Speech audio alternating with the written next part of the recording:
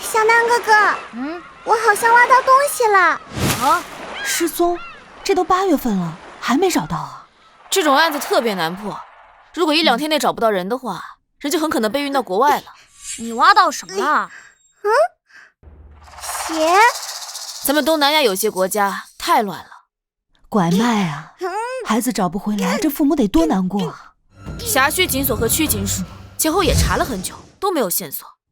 拉不出来，小南哥哥，你快帮帮我！我来。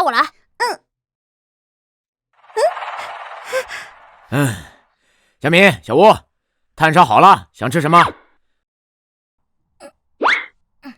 下面还有东西，是连着的。是什么呀？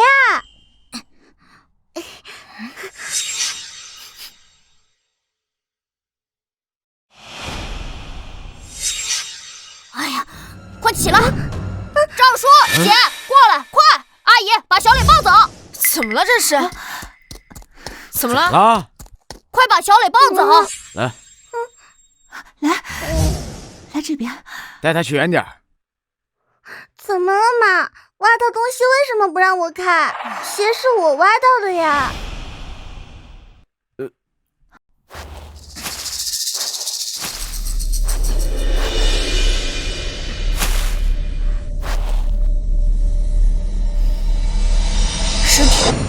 尸体？小南，这可不能开玩笑，你确定吗？我确定，我闻到了，且摸到了。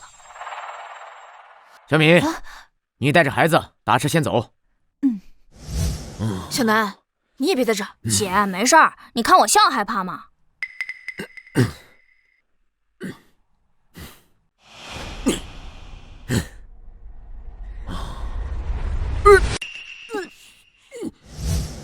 小吴，赶紧打电话回队，召集更多的人。我车上有警戒线，赶紧封锁现场。好。结合冰城1个月前的气温变化，以及海滩夜晚温度较低会减缓腐坏程度，这种腐烂程度死亡时间大概是在1个月左右。这个呀，要等到法医来了之后做进一步的勘查。1个月前？1个月前，就是罗珊珊失踪的时候。罗珊珊，女，6月30日下午放学后失踪。据调查，罗珊珊本寄宿于姑姑家，平时由父母接送，但当天放暑假，约定好其在外工作的父母开车亲自来接，但因学校附近大拥堵，晚了半个小时。本案最初由辖区警所负责，2天前移交总队。吃饭了，小磊，快下来，介绍哥哥给你认识。看了新案子，有什么发现吗？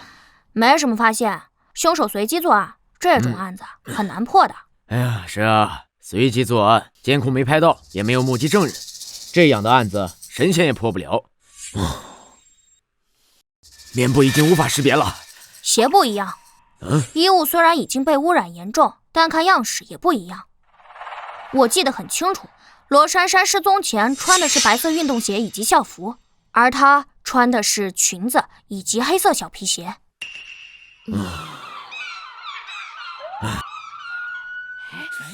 离远一点，不要拍照，不要拍照。喂，署长。对，是个女孩，人有点多。孙猛他们快到了，但需要更多警力来维持秩序。小南，你干什么呢？别跑，快住手！快住手！别动！快住手！小南，你敢！别碰！唉，小南，你干什么呢？你不怕得病啊你？怕呀，所以我戴了2层手套。喏，小南，你怎么能乱动呢？这怎么还有孩子啊？袋子里是什么？尸体吗？来这么多警察，这可能是个大案子。小南，你怎么能乱来呢？哎呀，我就碰一点点，确认一下想法。还犟，还确认想法，法医还没尸检呢，那又是你能懂的了。赶紧给我去洗手。小南，这部分就不是你能参与的了，你先去那边，等前期调查完成，我呢给你看答案，好吧？好吧。沙坑里发现的应该是凶手留下的，有事记得叫我啊。嘿，把你能的，什么都敢碰。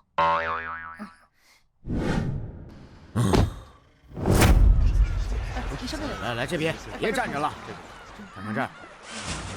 都往后退啊，都往后退。哎，赶紧收起来。对，这边也拍一张。好的。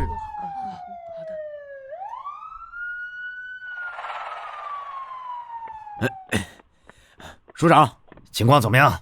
现在还无法确认被害人身份，凶手手段残忍，尸体已经腐烂到一定程度，难以通过面部拍照确认身份，需要详细尸检后与失踪数据库进行 DNA 比对。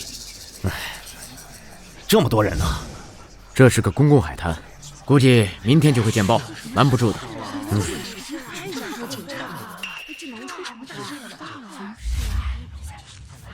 案件性质极为恶劣，恐怕会引起社会恐慌，必须尽快破案。是，一定尽快完成任务。我已经通知了所有正在休假的一组警员，恐怕要成立专案组。好，专案组由你牵头，先查清死者身份吧。是。DNA 检验对比恐怕要几天时间，等确认死者身份之后，我们再去调查他的人际关系。我知道死者是谁了。你知道？你怎么知道？你以前认识他？以前不认识，但……署长好。你赵叔不是让你躲远点吗？你怎么还过来了？我知道死者是谁了。你知道是谁？法医还没鉴定呢。你知道你会算命啊？这不是你该来的地儿。你刚刚乱动尸体这事儿，我还没找你算账呢。哎呀，姐，你最近工作太忙，肯定不知道我在干嘛。给，这是什么？被害人的素描画像，我刚画的。你画的？怎么画的？尸体都成那样了，你怎么辨认的？只需要确认几个点：顶骨、额骨、眉弓、颧骨、下颌骨等。依据其面部骨骼情况，尝试复原其像，并根据其衣服尺码大小确认其胖瘦，然后画出来的。你会画画？我怎么不知道啊？姐，我都说了，你最近工作太忙，哪里会知道我的课余爱好？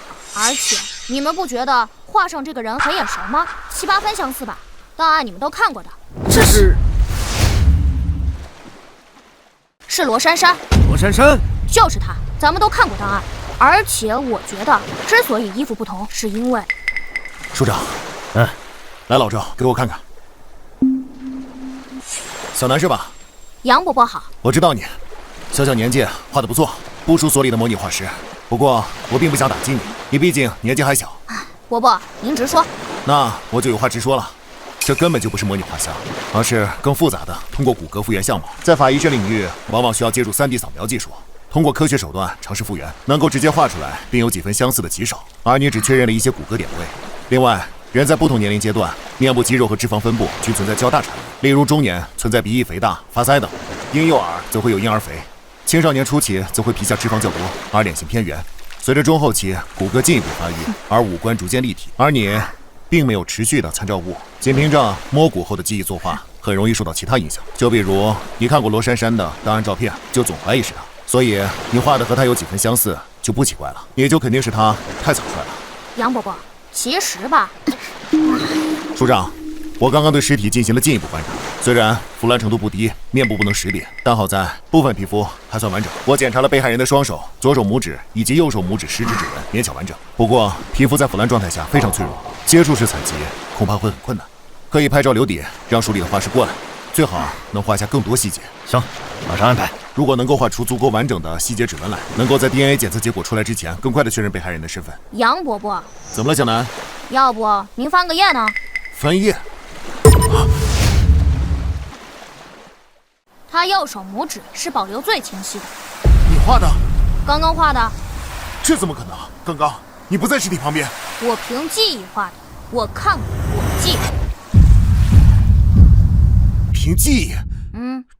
这不可能，这怎么可能？我是天才嘛，过目不忘的，没什么不可能。如果要是不信的话，可以去与尸体比对啊。对，是对的，画得真好。仅凭肉眼观察，差距微乎其微。署长，这可以用。我认为我复原的肖像也没问题，可直接做进一步确认。派人去罗珊珊家中，在她日常用品上采集指纹。从她的右手中指第2节存在细微凹痕来看，是长时间握笔留下来的痕迹。她的惯用手就是右手，我画的也是右手拇指，对应的应该会采集到很多，可以马上进行比对。老孙，来了。你带人跑一趟。还有，我认为罗珊珊之所以与失踪时衣服不同，很显然是被凶手换的。而她现在这套衣服的材质虽然已经污染严重，但我看得出来是以欧根纱、蕾丝、天鹅绒以及纯棉布料为材质，是在全球流行很多年的可爱风格羊群，包括鞋子是一套的。也就是说，凶手绑架了她后，将其精心打扮，而后再……我们遇到了一个该死的变态。会破案的。还有更可怕的。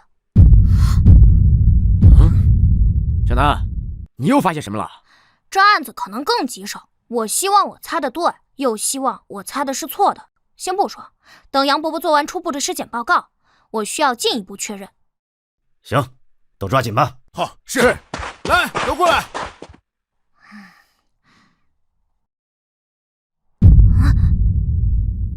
无论你是谁，你完了，我说的。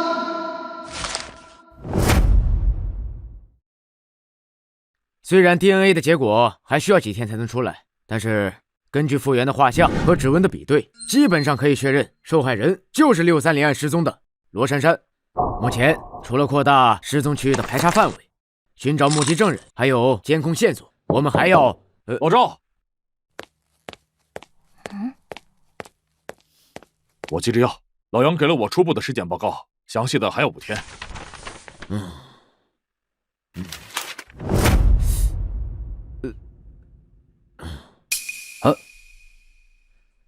根据初步的尸检报告，法医给出了凶手的 DNA 样本，受害人致命伤是在颈部，而且凶手行凶的手段极其残忍，案情重大。除了社会走访调查，我们还要对被害人的人际关系进行重新的排查。小南，不好意思啊。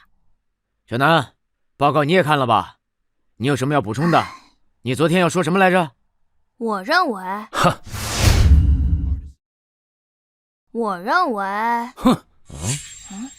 赵队，咱们这儿开会呢，闲杂人等是不是应该先出去啊？他是吴楠，我知道他是谁，听说市领导来这儿开会，还请他上台讲话。小小年纪，在刑侦推理上是有2把刷子，但这种案子是他能参与的吗？他以什么身份参与？合适吗？这个案子呀，尸体率先还真是吴楠先发现的，而且他的意见总会给我们很大的帮助，署长是认可的。少拿署长来压我！当年我跟署长冲在一线的时候，你还在警校啃书呢。市长也是认可的。魏庆年，小鬼，我这个年纪，名字是你能直接。生于1970年9月13日，毕业于曼河国立警察训练学校。91年参加的工作，历任槟城来县巡警、槟城花园路警所警员、南区警署刑侦队刑警。05年曾前往皇家警察卫官学院进修，后历任区警署刑侦队副队长、区警署刑侦队队长，现任三龙警所所长。你还调查过我？并非调查，经历过之前的几案，我知道我总会因为我的年龄而引发指责与排斥。为了减少这种无端的争执，我最近看了槟城警务系统上下所有人的履历，希望能与你们更好的交流。我看过你的履历，我记得而已。哼，槟城市警署各分署、警所、警站上下足有几千人，你全记得？不重要，我说我全记得你也不会信。重要的是此次案件极为重要，我希望我能发挥一些作用，让此案更早侦破。时间就是生命。我听说过，你很会推理，但本案刚刚案发，还需要……看来魏所长并不相信我的能力了。哼，小小年纪，你刚离婚，且与女儿关系不好，你急于缓和关系，对吧？老魏，你离婚了？魏总，真离了？我明明谁都没告诉你，你怎么知道？你左手无名指，从勒痕深浅及颜色判断，你本常年佩戴婚戒，而此时你手上没有婚戒，身上的衣服虽然很干净，但褶痕明显且偏小。再看你头发，你今天应该刚洗过澡，你是一个很爱干净的人，但你领带下方有一块污迹，应该是吃饭时不小心弄的。从发黑程度来看，至少1周以上。结合来看，不是巧合，就是你刚刚离婚不久开始独居，没人在为你洗衣做饭，你一早醒来看着经常穿的衣服都脏了，所以你不得不在衣柜里找出过去的旧衣服穿上。因为你最近几年又有发福，所以衣服偏小，你找不到干净的领带，所以你选的那条颜色最深的，至少看起来不那么脏。会议开始前，你曾在外面走廊里打电话，手机是前几年的款式，贴纸虽然已经磨损严重，但看得出来这种贴纸流行于小学、初中女孩之间，这说明你还有个女儿，而且你很爱她。会议开始没多久，你就变得开始焦虑，有明显烟瘾发作行为。但当有人向你递烟时，你拒绝了，你在戒烟。可你刚刚经历过离婚，且办案压力巨大，这种情况下，没人能强迫你戒烟。你本该烟瘾更重，而看你气色也不是身体出了问题，所以你是主动为了谁在戒烟。这个人在你的生命里分量极重，你想讨好他。综上所述，我认为你的女儿今年应该刚好18岁，才经历过7月份高考，你们夫妻感情早已恶化，但在为女儿学业考虑之下，你决定在女儿高考结束后离婚。离婚后，你选择戒烟，是因为近几年你与妻子、女儿的关系恶化。青春期的女孩总会与父母发生一些矛盾，这一点很常见，而她之后会去外省上大学，你前妻也要一同离开，陪她去上大学。你与女儿之后就会很少见面，你担心就此疏远，所以你急于这个暑假在女儿上大学的前几月与她缓和关系。戒烟只是你要改变的一小部分，我说的对吗，魏所长？我无意给任何人难堪，但如果能通过几分钟的口舌免于长期麻烦，我只能如此。但如果有必要，我可以再说一些。小南，开会呢，别净说些没用的闲话啊！你说一下，你对这个案子到底是怎么看的？确实有2把刷子，我倒是很想来听听，你有什么高论？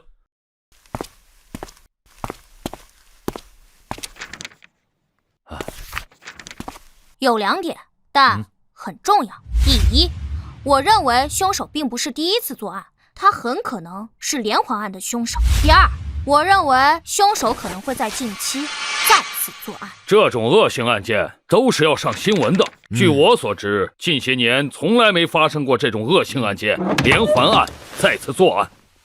小朋友，你不要信口开河。小南，你是依据什么做出这样的判断？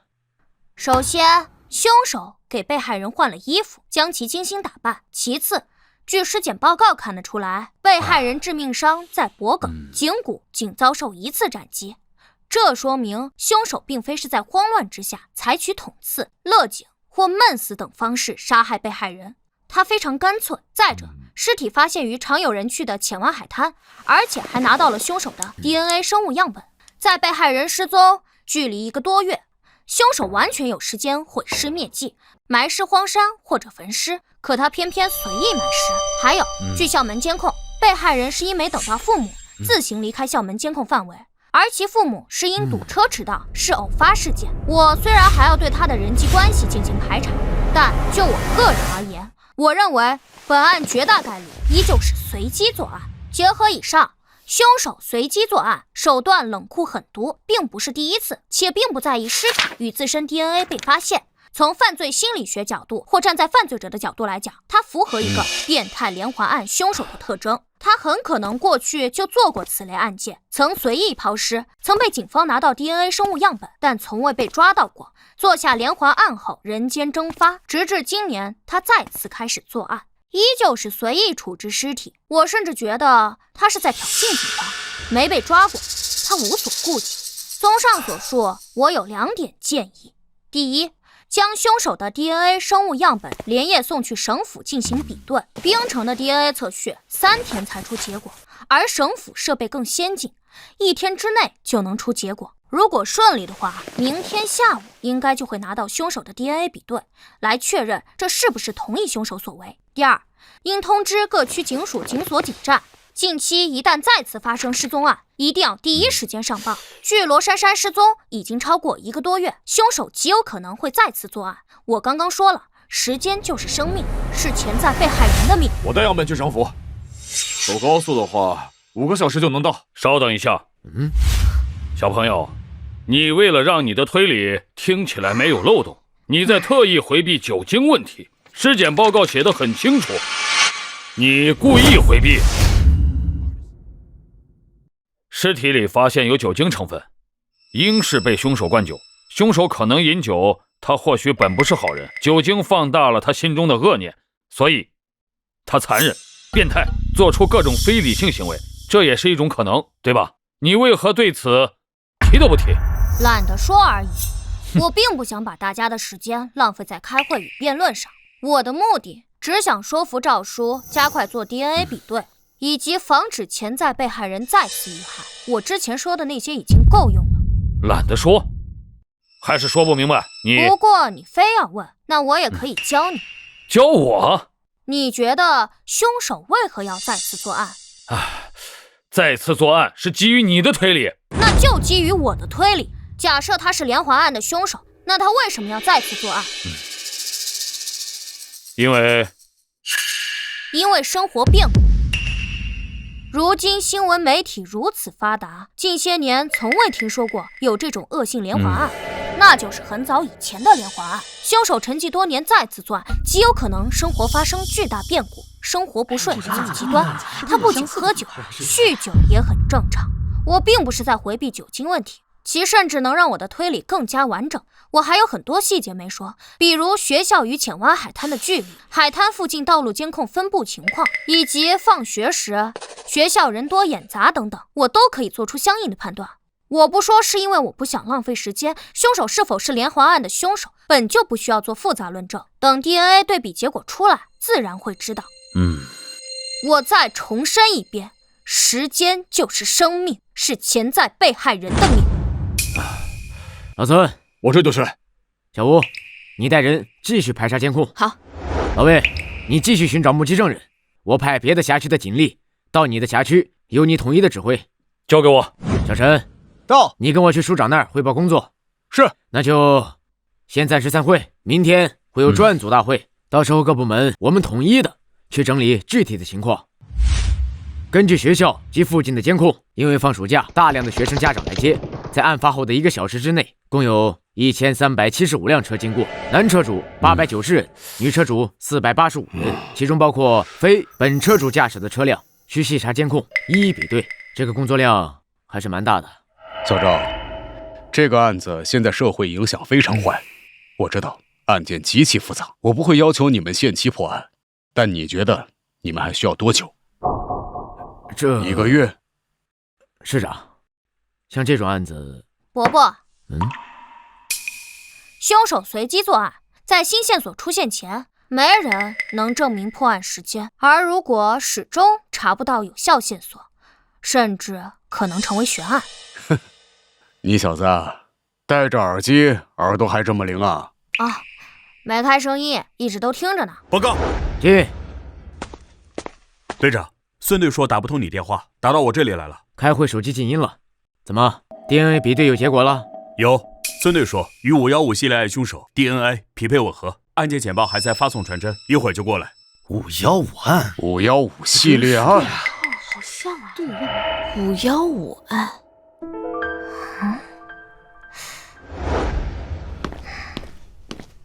京城515系列案。对，孙队提到过几个县市，其中包括京城。9个，之前还有9个。小南，什么9个？在罗珊珊被害前，还有9个被害人。9个？这怎么可能呢？我怎么从未听过？小南，你别又……小南，你是很了解这个案子吗？也是才知道不久。昨天我推定凶手可能做过系列案，并在网上查了查。系列大案哪怕很久远，但也总有些新闻。这些案子你们没听说过也很正常，因为它最早发生于21年前，也就是2004年。04年8月25日，京城市郊荒地发现一具残尸，死者名为苏婉娜。05年8月16日，京城市京浪县环卫宫在清晨的垃圾桶里发现一具残尸。05年7月9日，京城北郊新村一河旁，钓鱼者在钓鱼中发现一具高度腐烂的尸体。还有05年7月30日、9月2日、06年3月19日、8月7日、07年4月3日。从2004年8月开始到2007年4月，不到3年时间，凶手在周边村县以及京城疯狂作案9起，其中6起采集到凶手的 DNA 样本，另外3起是通过其他线索的交叉对比，推论同一凶手所为。特大连环案9起。在2005年5月15日，皇家警察总署将9起案件并案处理，重新组成专案组挂牌督办。因为案情极为复杂，凶手始终逍遥法外，案件详情无法对外公开，遵循侦办保密原则。此系列案并未以任何一起案发时间命名，而是以新专案组成立时间命名，即515京城特大连环残害杀人案。为侦破此案，当时京城警方以及515专案组先后排查近1万名嫌疑人，对比指纹超过3万份，却一无所获。且皇家警察总署在08年还曾对全社会公开悬赏100万来征集线索，时至今日，这个悬赏依旧有效。你说的是血衣案、血魔案？都对，您2位当时都是刑警，应该耳闻过。在2005年，刘源尸体被发现时，身上裹着一件拉链损坏的男性外套，因为被血染红，还上了当时的地方报纸，所以被民间称为血衣案。血魔案的称呼则是来自网络。昨天上午，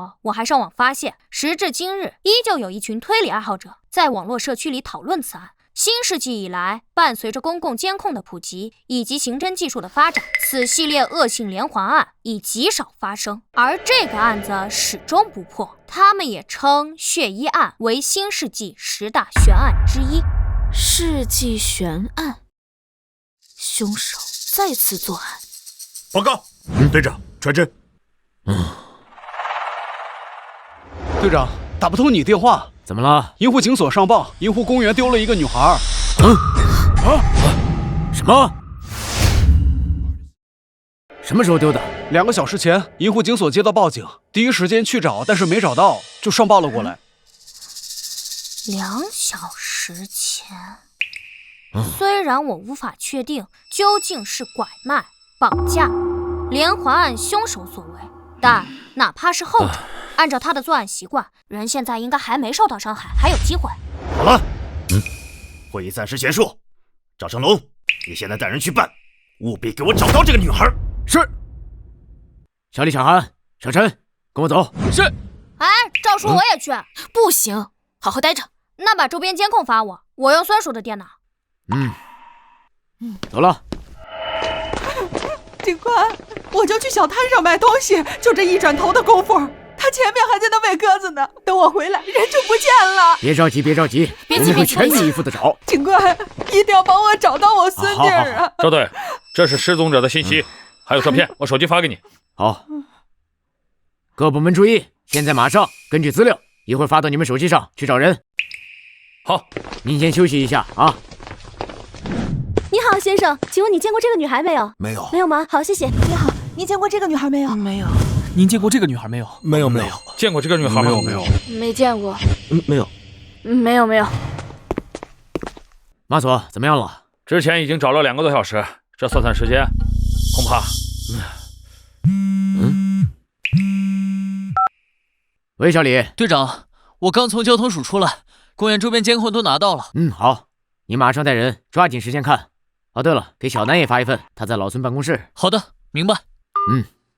赵队，这个案子通过监控找到线索很难的，就得趁着刚刚案发，公园里游人也多，记忆还未消退，或许能找到目击证人。这个公园啊，一共3个出入口，除了正南大门外，还有东北角的停车场入口，以及西侧靠南的小门，这3个出入口都有监控。另外呢，四周外面十字路口有交通监控，内部除了停车场，还有分布了20多个监控。监控不算少，但这公园太大，且是开放式公园，而且它四周没有围栏，而是通过树林、树墙做遮挡。想要进出公园，并非一定要走门。在赵队你们过来前，我已经带人走了一遍，共发现7条小路，而且草地都被踩平了。我还特意拍了照片，你看一下，全部都是附近居民踩的。也就是说，如果是有人带走了潘静，是能完全避开监控，离开公园的。对，而且很容易。公园监控你们都看了？我看了，没有任何发现。赵队，小吕的能力你是知道的，连他都不能在监控里边有所发现。不过按照正常流程，总队这边也会重新审一遍所有监控。那是自然。对了，赵队，有件事不知道当不当问。你说。这起案子不知道你觉得和2天前的浅湾海滩的案子有关吗？难说。有可能他就是绑架拐卖，也有可能就是同一人所为，尤其是嫌疑人选择在这里动手，没有在监控中留下线索，说明他对这里监控的时间非常熟悉。浅湾海滩那个案子，被害人失踪的时候，凶手就是避开了所有监控。哦，对了，小吴，把公园内部监控给你弟也发一份，有用没用给他找点事干，不然他又该闹着来一线了。行。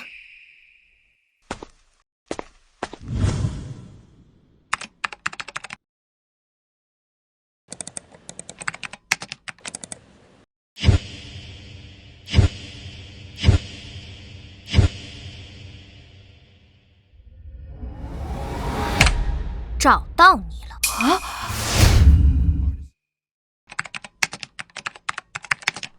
曼 A59，这就对了。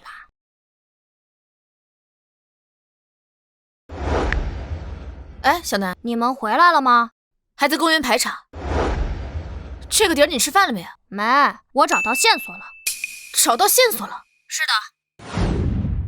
队长，查清楚了，是一场误会。目击者看到的不是潘静，只是跟他长得相似，上衣颜色一样。当时跟他在一块的是他母亲，确认过已经回家了。那你们继续查吧，这公园这么大，这么多人，你们继续问，我就不信没有蛛丝马迹。是。赵队，小南说他找到了线索，让咱们回去要快，电话里一会儿说不清楚。线索？哪来的线索？他说就在监控里。监控？他说什么？说让我们赶紧收队，今晚就能抓到人。监控，公园的监控，我们早在监控室看过，并未拍到潘静失踪时的画面，包括停车场监控，并未拍到潘静以及其他可疑迹象。哎，小陈，你那边监控看的怎么样了？队长，暂时还没有发现。好，我知道了。小吴，你跟我回去。赵队，你们真走啊？怎么了？小南是小吴的弟弟？是。小吴现在可是咱们边城的明星警员，关于你弟弟外人不知道，咱们一个系统内多少都听说一点。听说他还是个孩子。是啊。赵队，借一步说话。好。赵队，浅湾海滩案尸体才发现，而据我所知，那被害人已经失踪1个月了，现在这边又出现了失踪，而且从初步侦查来看，嫌疑人作案方式极为隐蔽，很可能与浅湾海滩案是同一人。这我知道。所以呢？我的意思是，我们所警力有限，您这边直接收队，把破案的希望压在一个声称有线索的孩子身上，是不是太草率了？而且如果不继续查下去，过了今晚，就算有目击证人，也可能因为记忆不清，无法描述出嫌疑人容貌。时间不等人呐。马总，我没说要收队啊，我跟小吴先回去就行了。那你这一走，你带来的人我又不好指挥，这耽误了案件侦破。没事，你放心，这个案子我们刑侦总队已经接手，破得了破不了都是我们的责任，你们警所协助办案而已。赵队，我不是这个意思，这并不是谁的责任问题，我也有儿女，小女儿跟潘静差不多大，我就直说吧，好不好？他一孩子啊，我听说好像是有些能力，但他一个电话就能把你这个刑警总队长叫过去，还说什么直接收队，这情况我不能理解。小吴，你呢？通知老李继续侦查。好。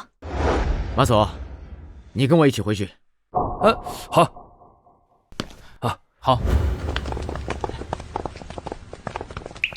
小赵，你怎么回来了？首长好。找到失踪者了？公园那个暂时没有。那怎么这么快就回来了？有线索？有2个目击者，但都是误会，看到的并不是失踪者。不过小南那边有线索，他看了监控，他说今天晚上就会抓人。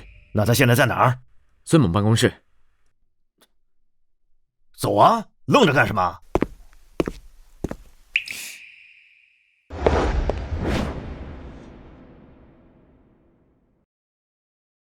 兰姐，到时候你就……小南啊，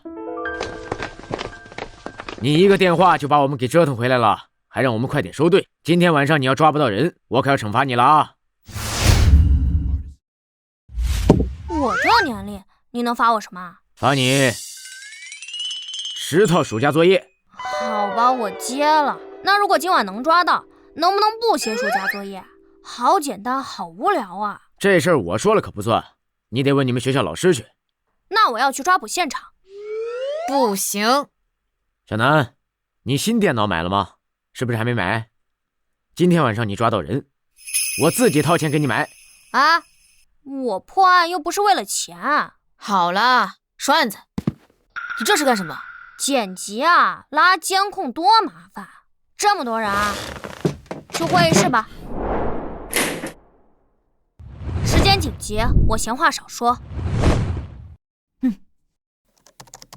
今天中午9点49分30秒，银湖公园停车场入口监控拍的，这辆银灰色商务车驶入10几秒后，停在了 C 区17号停车位。车上一共载着3人，分别是黑色墨镜年轻人、白色外套中年女人以及黄色外套中年男人。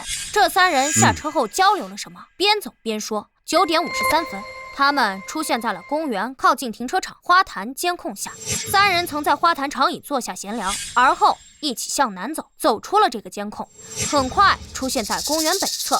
公厕外监控中只是路过，而后又出现在了银湖北岸的监控中。能不能打断一下？啊，这是我们所的小吕泰，他可是我们所的明星警员。去年那个酒吧杀人案就是他主导破的案，24小时缉凶。我看好他，将来能成为咱们边城最年轻的副所长。署长，您应该也记得他吧？去年您还亲自给他表彰过呢。我们这个呢，也算是案情分析会，有问题该提。我就一个问题，为什么锁定这3个人？因为就是他们拐走了失踪者。小弟弟，话可不能乱说。公园监控我是第一时间去看的，看的还比你更多。类似于这3个人比比皆是，你凭什么锁定他？我先纠正你2个错误。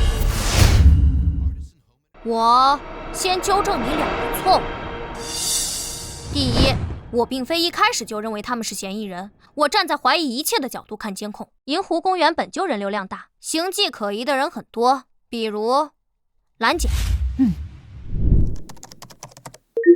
本来我最后会讲到，但提前说也无所谓。串联他们在各个监控下的行为，他们可能就是小偷，而且相互之间应该认识，不难抓到。不难，但我现在没时间没心情跟你解释这个。我为什么认为他们当天一定行窃了？他们其中一定有惯犯，过去没被抓过，你们再抓，自己去问或者自己去查。我们现在要讲的是失踪案。第二，你刚刚自称监控比我看得多，你是错的。你肯定没我看得多，当然你也可以选择不信，你可以提问，但我并不是在向你汇报。回到案子，刚刚吕警官所提我为什么锁定他们，本身是筛选后的结果，但涉及到大量无关闲杂人等的旁支推理，包括排除法，具体我就不说了，就说他们，只要他们是就够了。上午10点20分左右，他们出现在公园的游乐场附近，多个监控全都拍摄到了他们，并停留闲聊。10点47分左右，他们离开了公园游乐场，之后很长一段时间都没有出现在任何地方。11点07分，位于鸽子广场西北角的监控拍到，他们就是在这里分开的，是年轻人先离开，向西走，离开了监控，之后是白衣女、黄衣男一起向广场里面走。注意这个画面，他们在离开时都先后偷看了监控。再看这里，11点35分，黑色墨镜年轻人出现在篮球场边上，看人打篮球，一直在看，直到12点09分，他接了个电话，而后走出监控范围。考虑其步行速度以及路线长度，这几个截取监控画面都可以证明，这墨镜年轻人在接完电话一路直接回了停车场，然后开车离开公园。赵叔，姐，你们觉得他们还不可疑吗？按你刚刚说的内容来看，这3个人是早上9点多到达公园，到中午12点多，年轻人独自开车离开。但是他这一个上午，他们都只是在公园里闲逛，没有目的，而且还注意着监控。如果从案情分析和怀疑的态度来讲，很有可能只是小偷而已。而且2个中年人带着一个20多岁的年轻人开车来，外地车牌，很像是来旅游的。父母和儿子一起来。咱们滨城本就是重要旅游城市，如果他们第一次来银湖公园，四处走走看看，发现确实没什么意思，说他们是来旅游的，应该也很合理吧？对，推理到这一步有很多可能性。而且，虽然报案时间，你不能因为年轻人接电话的时间和潘静失踪的时间相近，就贸然断定与他有关。失踪主家属报案时间是今天中午12点15分。据他描述，当时他的孙女潘静正在喂鸽子，他去一旁的路边摊去买零食和水，还给鸽子买了玉米粒。根据路边小摊附近监控，他是12点06分来到摊位前，12点10分离开。走回去后，发现他的孙女丢失了，找了几分钟才报案。潘静是在那4分钟之内失踪的，而篮球场里面的年轻人是在12点09接到电话。巧合？连巧合都不算，因为事发是中午，是吃午饭的时间。银湖公园里虽然有一些小摊儿，但都是小吃，想要正经吃午饭还是得去外面。潘静失踪的时间点上有太多人接打电话以及离开，如果以在公园闲逛一上午，中午接打电话后离开为标准去找寻线索，那这种线索我可以找出上百甚至更多。另外，停车场入口包括停车场内监控都是无死角的，年轻人离开时潘静不可能在车上，根本没有办法送到车里。你倒是帮我解释了部分我想说的内容，说完了吗？你目前的一切推理，哦不，都甚至算不上推理，没有任何逻辑可言，只是他们行迹稍微可疑。他们与潘静的失踪到现在都没有直接的联系。你说完了，可以坐下，我继续讲。小朋友，你这是在耽误所有人的时间。这位吕警官，11点的时候，嫌疑人就出现在鸽子广场的监控下，他们与失踪者出现在过同一监控下，你怎么就说二者没有关系呢？银湖公园只有2个广场，一个是西北的鸽子广场，一个是东南的银湖广场。对于第一次到银湖公园的人来说，打车过去的话，走大门进去游玩，一定会经过银湖广场。而如果开车去的话，从停车场出来，往往会经过鸽子广场，那里还挨着一个人工湖，放养的黑天鹅常引人驻足。整整1个上午的时间，与失踪的人出现在同一画面的人没有上千，至少有上百。你们就是这么找直接证据的？那个年轻人呢？他为什么一个人单独开车离开，丢下了那对中年夫妇？你怎么解释？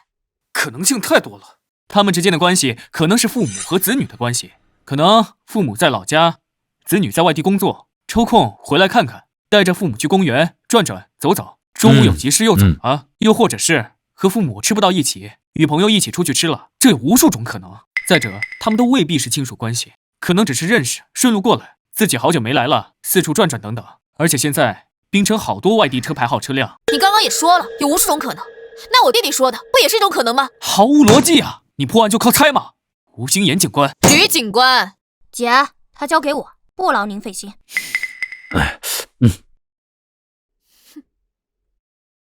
我继续讲。我知道你不服，明星警员，年纪轻轻，前途不可限量，你很骄傲啊。我还能有你年轻？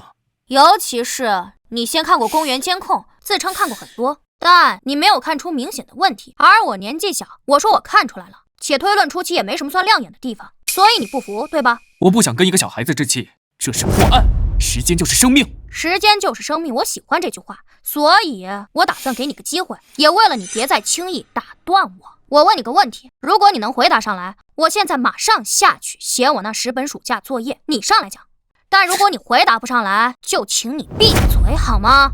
你问。问题很简单，在年轻人开车离开后，他是否回来过？如果回来过，什么时间以及哪个监控他出现过？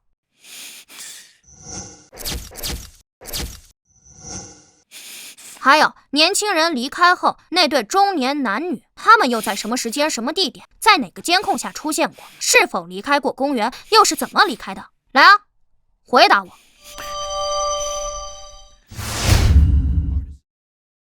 看得出来，你是一个注重切实线索、很讲逻辑的人，你不会去胡乱猜测。所以，什么时间、什么地点，谁在哪个监控下出现过？想不起来了吗？是记忆不清，记忆里没有？不确定？我不记得。那就闭嘴，别再轻易打断我。你记得？当然。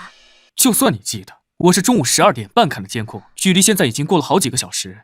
你是下午刚刚看过。还无端的把这3个人直接定为嫌疑人，甚至特意把他们的画面剪出来了。你当然会记得，这算什么本事啊？那你觉得有没有这种可能性？什么？他们不在。什么不在？人在看监控时，尤其是同时看多个监控，寻找可疑信息线索时，往往都会对形迹可疑的、多次出现的、反复出现在被害人身边的目标印象深刻。一旦可疑人员出现次数过多，他就会显得更加可疑，会被更多留意。这是一堆废话。而反过来说，人在长时间看监控，面对大量可疑人士时，有一个可疑目标减少出现，甚至不再出现，那对其怀疑就会降低，以至于印象消失，忽略掉目标的存在。尤其是在潘静失踪后，公园里那些其他可疑人士依旧在活动，以小偷为主。考虑到人不可能凭空蒸发，而公园很大，悄无声息带出去很难，由此那些依旧可疑的人在后续观察中会牵扯观察者的大部分注意力。你的意思是？首先可以确定，你虽然有一定的观察能力，记忆力也不错，但看监控没有我细致。其次，你说你不记得，那是因为你是一个很讲逻辑的人，你很较真，你确实回忆不起来，你并没有为了赌气而去胡乱猜测，这一点我很欣赏你。所以我可以告诉你，你不是不记得，而是你忽略了，因为他们不存在了。他们不存在了。从今天中午12点09分，年轻人接电话，马上开车离开公园后开始算起，我可以100%确定，公园里的所有监控再也没有拍到过这3个人。监控没有拍到过年轻人开车回来，也没有拍到白衣女是怎么离开公园的。在潘静失踪后，年轻人走了没回来，他们也好似人间蒸发一般，消失在了公园里，这正常吗？你还觉得他们没有嫌疑吗？你是对的，他们……当然，这并不能怪你，你又不是我。银湖公园每天都有几千人观光，几千道身影在数十个监控下反复出现，这种排查难度，而那3个人一上午的行为并不起眼。如果不单拔出来看，他们也不过是普通游客而已。你一开始就不会注意他们，自然也就不会知道他们之后不存在了。不对，哪里不对？不够，这不够，还有太多可能性。如果只是推理到这种程度，还不足以证明他们就是绑架者，还有其他的可能性。而你说今晚一定能抓到人，你在说大话，你在赌，你在说大话，你在赌。可以根据车牌号锁定车主，今晚确实是能抓人。既然有疑点，肯定要问一问，这也是排查的一部分。不过，可能抓错人。首先，3人行踪最大的疑点是中年男女的之后的踪迹，因为根据监控显示，他们进入公园后走走停停，观察感很重。如果他们是游客，第一次来这个公园，那么中年男女之后的消失就极不合理。他们对公园不熟，一上午总是暴露在各种监控下，之后怎么可能刚好避开所有监控离开公园？哪怕没离开继续观光，也应该频繁出现在其他监控下才对，怎么会消失？反过来说，如果他们本就对公园很熟，知道监控分布以及公园内小路，那么他们一上午的行迹就更加可疑了。观察什么呢？当然，确实有其他很多的可能性，比如中年男女是本地人，了解公园，而年轻人是外来的，他们走走停停，不知道说了什么，实际上是在给年轻人介绍公园环境，而年轻人不太感兴趣，看了一会儿打篮球，跟人有约直接走了。而中年男女是本地人，可以直接走小路离开。他们也可能是小偷团伙，亦或者他们就是最普通的一家3口，太熟了反而没什么好看的，随意看看转转而已，聊的都不是公园里的事，看起来稍微奇怪而已。所以你在赌他们是，这就是你发现的。我当然没在赌。那他们人都走了，你还有什么可说的？因为你，我耽误了很多时间，一会儿还得去交通署。我直接说重点吧。这是银湖公园的鸟瞰图，大门在正南，西侧靠南有小门，东北角是停车场出入口。今天中午12点14分51秒，年轻人驾驶车辆离开公园，进入北塘大道。12点15分23秒，在北塘大道与东湖路交叉口等红灯。12点16分07秒，右转进入东湖路。12点17分04秒，经过东湖路与银湖大道交叉口，未遇红灯，转入银湖大道。12点18分15秒，经过银湖大道与西陵路交叉口，等红灯。12点18分29秒，转入西陵路。12点20分57秒，经过西陵路与北塘大道交叉口，未遇红灯，直行，一路向北。这是年轻人驾车离开公园后的大致路线，差不多就是这样。谁有什么发现吗？这个嫌疑人离开公园之后，为什么还绕了公园走了大半圈？他为什么不在路口左转掉头，向前向右直接就走呢？车道限制，走不了。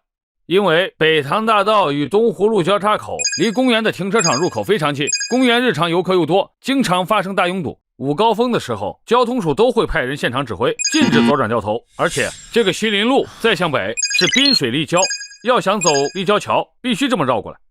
这条路线本身并无问题，所以我没看出来，你这说不是路线问题，而是时间不对。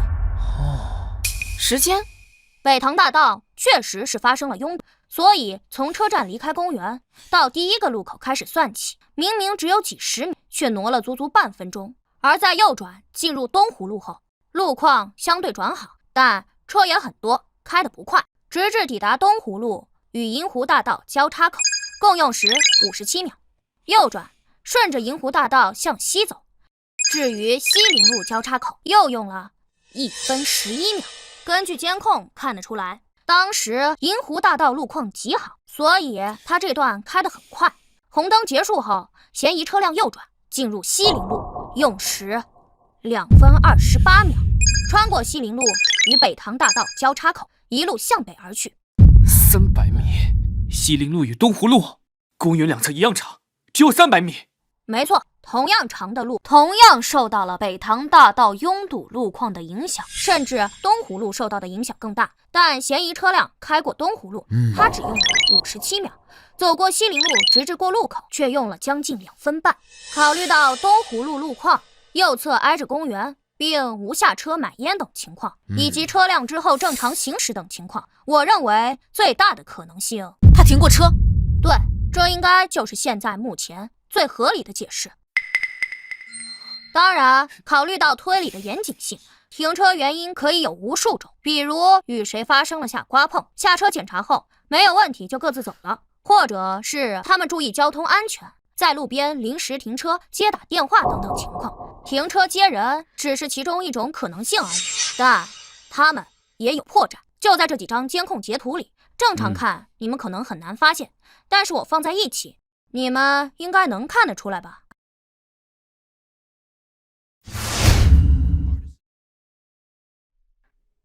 第4张，挡风下面有白色的东西。那是什么？啊？交通监控本来存储量就非常大，清晰度有限，如果放大看的话，很难看得清楚是什么东西。是衣服。衣服？团起来的衣服，那个中年女人所穿的衣服。这是一种聚酯纤维材质的防晒服，非常轻薄，团在一起体积很小，就是中年女人进入公园时所穿的那一件。她曾在闲逛过程中将衣服脱下，搭在臂弯里，之后又曾穿上。而在年轻人接到电话的10几分钟前，这个中年女人最后出现在监控里，她一直穿着这件衣服。年轻人返回停车场，一路上经过多个地方，手中并无这件衣服，也就是说，不存在年轻人回停车场的路上，在某个监控盲区下，从中年女人手中拿走衣服，帮她带走的可能。综合来看，只剩一种可能，她曾在西林路停车，并与中年女人碰了面。然后再看这几张图对比，由于光线原因，有些画面拍得相对清楚，有些画面拍得不清楚。而在清楚的画面上看，商务车是黑色内饰，而最后经过的路口截图，因为风挡玻璃反光看不清副驾，但仔细看能看到一抹棕色。这中年女人里面穿的就是棕色的衣服。她在车里。以上可以证明，中年女人不仅仅与年轻人碰头了，还上了车，而且我认为那个中年男人也应该在车上，只是坐在后排，监控拍不到。还有更多的推理细节，比如为什么是中年女人坐前排，白色防晒服会被丢在风挡上，我可说可不说。单就说大体上推理到这一步，我至少有60%把握确认失踪的潘静也在车上，在后排由中年男人看着，且意识模糊。抓人吧，赵队，所长，这么多疑点，这世界上不存在那么多巧合，大概率就是他们。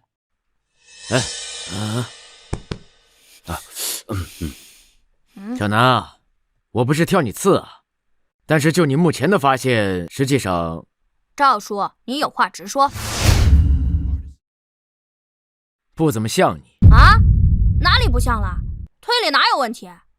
推理是没什么问题，观察力与信息处理能力匪夷所思，是你的风格。但是你向来都是很有严谨性的。就比如说当初的713案，即使你已经把犯罪嫌疑人压缩到了极小的范围，甚至是2选1的程度，你也提出了用水量的问题。确认之后，我们才进行了抓捕。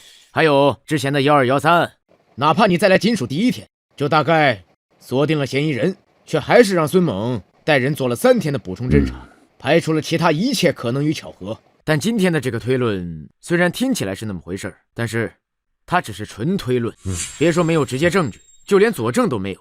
而你之前说今天晚上就能抓人，你既然那么自信，但给出的全都是纯推论，你说这像你吗？推理够用就行呗，我可是反复看了所有的监控，除非真正的绑架者全程都没在监控下暴露过，不然就是他们，其他人我都排除了。而因为潘静在失踪前绝大多数时间都是在监控里，绑架者想要注意到他，跟着他伺机行凶，不可能从未出现过任何监控，因此这个除非并不成立，就是他们。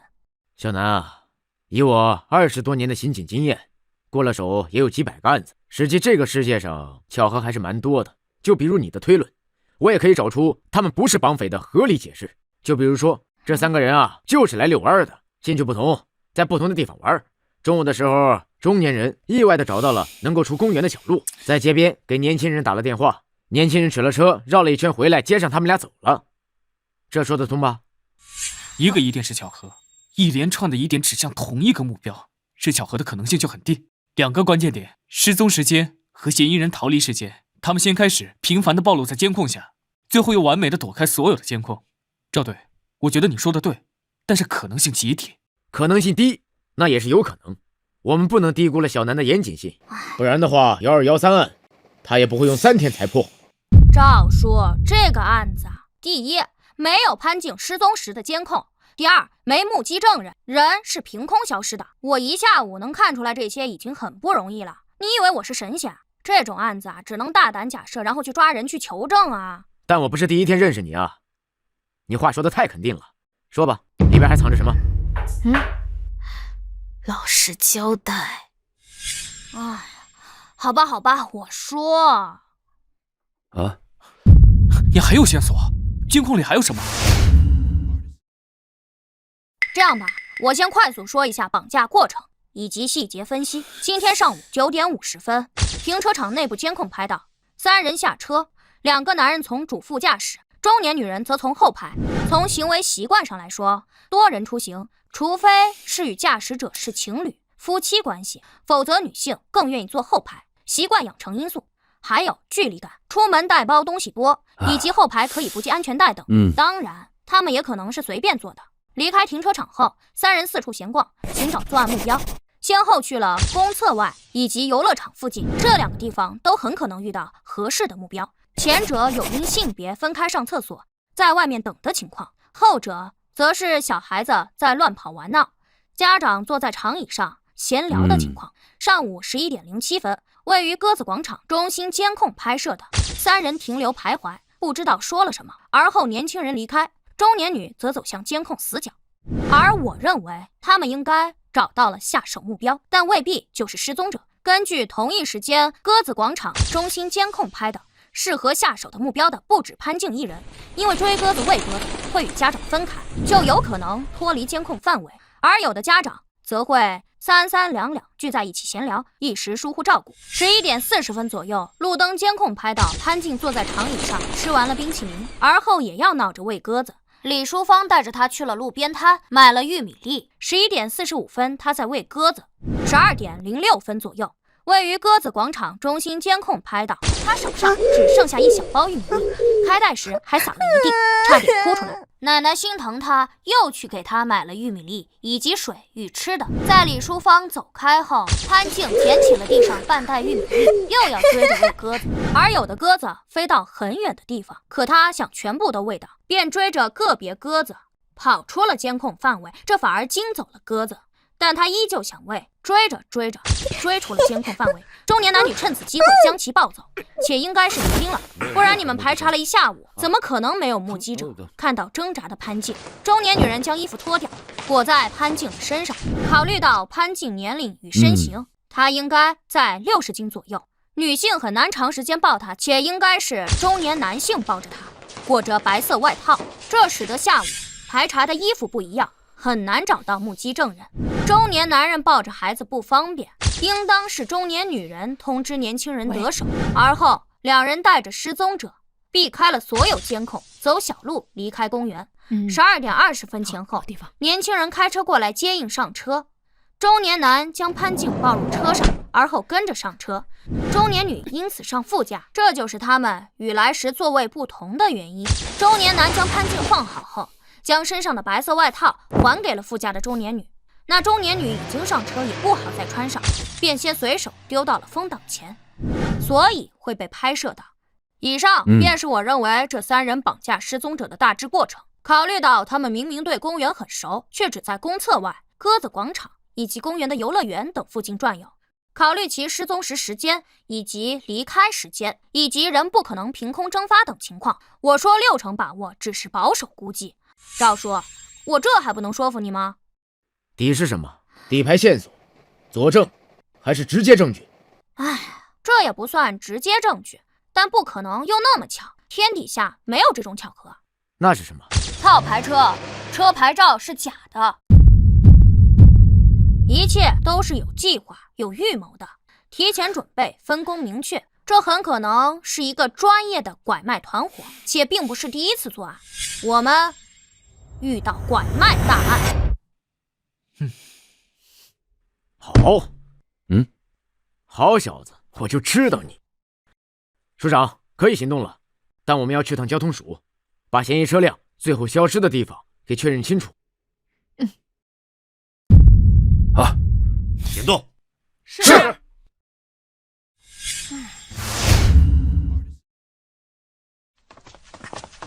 啊，赵叔，等等我！我聪明绝顶的天才弟弟啊，能不能告诉你姐姐，你怎么知道嫌疑人的车辆是套牌车的呀？你在交通署有熟人啊？这个嘛，小南，我最近呢在复盘一些老案子，我突然发现你是不是提前查过王胜利家用水量的情况？不愧是赵叔啊！怎么查的呀？网上呗，我破解了供水系统，确认过信息。小南，这个嘛，我自己有我自己的办法。哼，吴南，我跟你说了多少遍了，你怎么还能这样呢？连交通署的系统你都敢黑啊？你就不能给我打个电话？是我不能帮你查，还是赵叔不能帮你查？哎呀，破解都是顺手的事儿，打电话多麻烦。还顺手的事儿？你找到的黑客呀？我可保不了你啊，赵叔也保不了你。哎，赵叔，你看他。好了，小吴，都是为了案子，小南为了破案，特事特办，赶时间，走了。小南，你姐都是为了你好。哎，我知道，他怕我啊，将来走上犯罪的道路。你放心吧，只要有他在，我一定不会。而且你姐说的对，你可以给我打电话，我帮你查。可是那很难解释啊，就比如今天，我说我让你们直接锁定他们就是嫌疑人，让查嫌疑人车牌号，没有实质性的推理，那你们会信吗？这样以后跟我说，我先信，行吧？这可是你说的啊。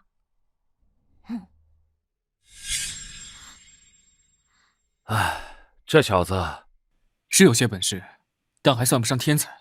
要是我拿到交通监控的话，与公园监控二者相结合，我应该也能看出来。尤其是嫌疑车辆在走西林路时破绽太大，正好与失踪时间相契合，以此为切入点，进行逆推，初步锁定嫌疑人，大胆观察，抓住细节，得出结论。他说过自己是反复看监控，应该就是这么推出来的。对，应该就是这样。哈哈，小吕啊，他还是个孩子，又没系统学过刑侦，当然不可能跟你比了。他才破过几个案子，这2年咱们银湖所的超高破案率可是都靠你啊！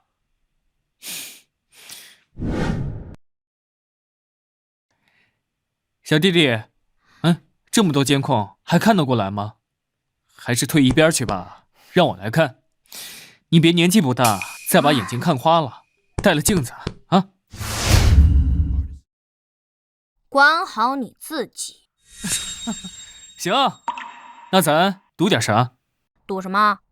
赌咱俩谁先在监控里找到犯罪车辆的最后位置。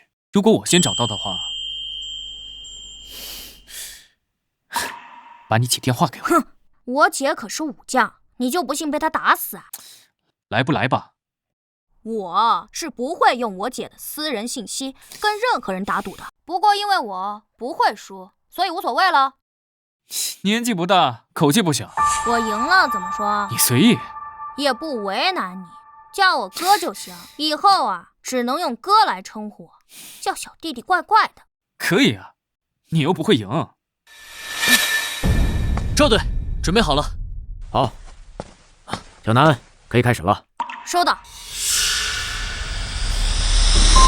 开始。2倍速，4倍速，8倍速，16倍，32。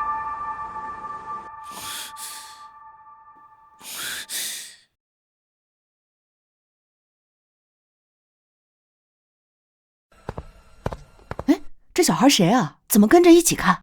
好像叫什么吴楠。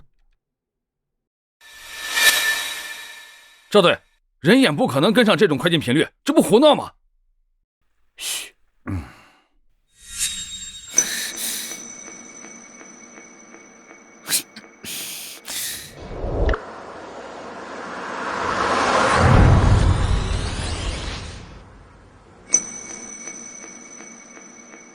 不可能，他还看得清。这不可能，这没人能跟得上。吴楠，你故意的吧？16倍速是我的极限，你故意加到了32倍速，就是不想让我看清。你也不可能看清，但你怕我赢，所以就是用这种手段。你想让咱俩都找不到人在哪是吧？你这种行为是在耽误办案进度，你知道吗？时间就是生命，你这么耽误时间，是在害人命，你懂吗？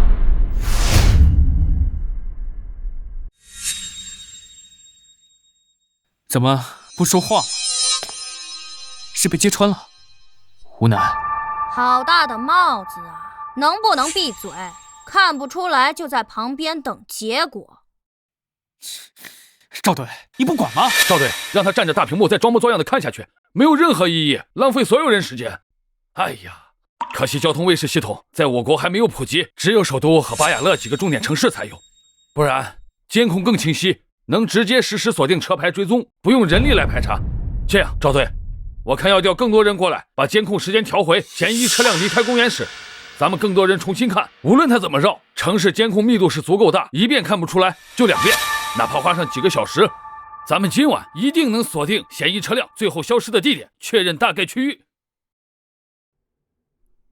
这能看见吗？是啊。至于这个小子，前期功劳值得肯定，来这边也没浪费太多时间，就让他回去吧，不能让他再这么胡闹下去了。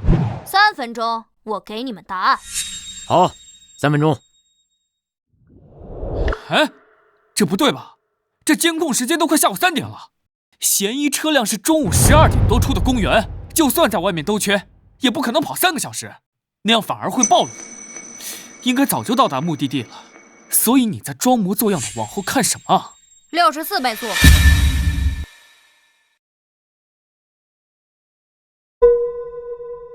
胡闹！64倍是人类能看清的吗？你以为你是神仙啊？你安静。我看你还能成神仙不成？赵队，你这样一意孤行，就算这孩子没浪费多少时间，那传出去，对你名声不好吧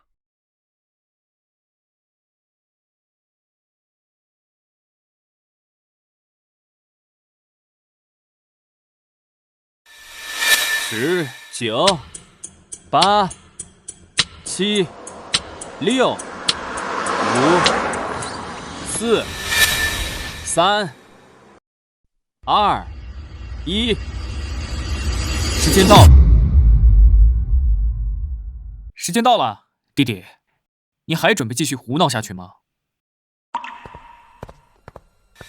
可以停下了。你真以为你是神仙啊？要12点34分，西城高架出口监控；12点39分，湾南路与惠康路交叉口；12点49分，百乐汇广场监控；12点51分，雨花路与盛和大道交叉口。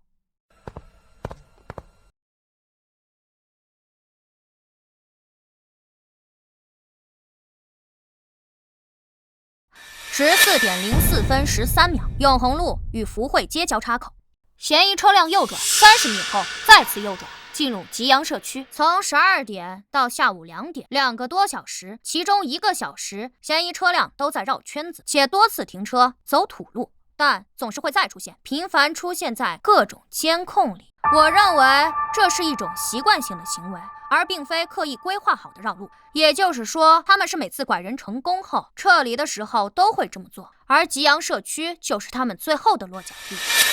这不对吧？既然到下午2点，那你之后还装模作样看什么？不知道你是装聪明还是真蠢，我还能看什么？当然是看嫌疑车辆之后有没有离开过，亦或者是换车离开。可64倍速，嫌疑车辆最终消失位置我是32倍速确认的，64倍速一次跳1分钟，哪怕交通监控拍得再远，也很可能完全错过嫌疑车辆行驶过程。而站在犯罪者的角度看，他如果要2次转移潘静，一定是远距离转移，完全没有离得近还要再换地方的必要，不然直接去第2目的地就好了。所以他只要远距离转移潘静，一定会频繁暴露在各种监控下。从概率学的角度，64倍速我也不可能刚好全部错过。你听得懂我在说什么吧？可能。赵叔，说案子。根据目前已掌握的信息来看，以凶手对公园的熟悉程度，以及全市路况熟悉程度，以及没将人直接带出城等，我认为凶手应当就是槟城本地人。既然选择套牌外地车，那辆车就是本地车辆的可能性就更大。剩下的，赵叔你是专业的，不用我再说了吧？好，那我现在只有最后一个问题。你问。依照你的判断，你觉得这个案子跟前湾海滩案有关吗？有3种可能性。你说。第一，纯粹的拐卖案，他们是老手这一点可以肯定。第二，对比当年，考虑到如今的监控密度以及人口密度，凶手孤身随机作案，完全避开所有监控以及目击者的难度极高。所以罗珊珊当初应该就是被这3人拐走的，凶手是买家。第三，3人中的那个中年人应当就是当年的凶手。至于中年女人以及年轻人为什么帮他，所谓变态家庭，古今内外各种案件中也并不是没出现过。各部门注意，小李到，你带人去查车辆的信息。整个槟城的车辆保有量大概有80万，商务车应该就占1/10。嫌疑人的车辆是业务款的大田牌赛威商务车，银灰色。就车款、年份和颜色，整个城市也不过就几百辆。你要着重去查车辆的登记地址是吉阳社区的。是。小吴，你去趟商业署，你要把吉阳社区周边里里外外所有的汽修厂信息调出来，安排人一个个的去问。像他这种10年的老车，我就不信他没有保养和维修的记录，而且越是老的车，越会养成就在附近保养和维修的习惯。好，明白。小王在，你带一群人就在这儿，给我把吉阳社区实时的交通监控给我盯死了，一旦发现嫌疑车辆，马上向我汇报。是。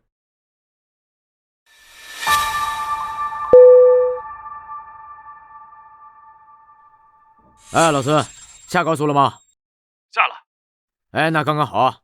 你这样，你赶紧打电话安排一下，你调几辆车，马上去吉阳社区。要便衣，你先过去，蹲守信息我之后发你。都来得及，放心吧。好。喂，朱所长，哎嘿，是这样啊，麻烦你啊，帮找个人。对，那个应该是就住在你管辖的片区。一会儿啊，我把监控录像给你发过去，你看看有没有熟脸。好嘞，那我等你消息。赵队，咱们怎么不直接过去？毕竟吉阳社区也没多大，进去搜他。因为至少是个拐卖大案，吉阳社区再小也有几10栋楼，上万人。各种巷子、背街。那3个人至少是拐卖惯犯，抓出来肯定是被枪毙。如果大张旗鼓的去抓，可能会对潘静带来危险。哦，这样啊，我不是刑警出身，之前做督察工作，倒是没想那么深。他怎么可能看得清？怎么可能看得这么快？他不是人啊，他是破案的神探。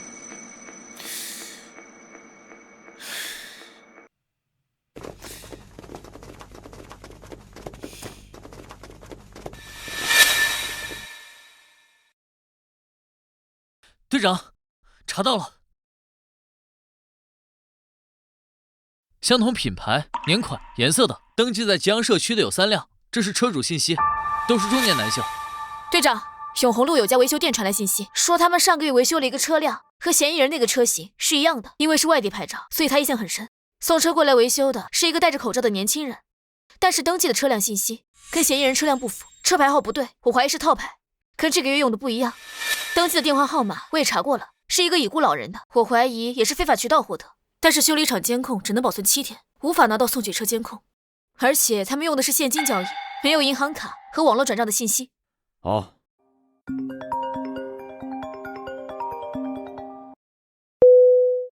喂，朱所长。哦，是都没看出来吗？的确，监控录像还是不够清楚。行，那就这样吧，给您添麻烦了啊。那个，南哥，忙着呢。赵叔，这是3人的画像，虽然公园监控不清晰，但是足够全，各种光影角度下都有，一些细节还是能画出来的。我能确认至少7成像吧。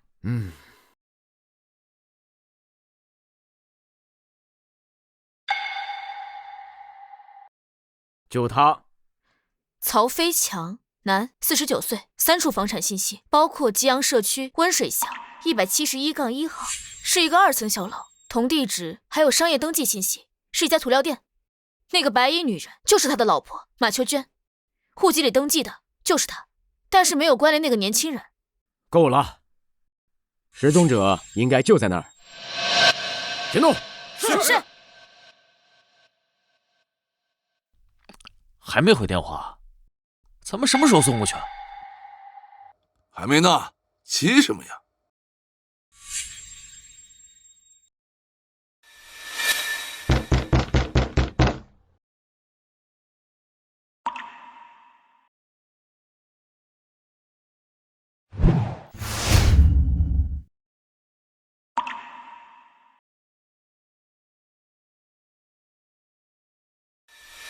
是个小要饭的，这不亲自送上门来，活该咱们发财。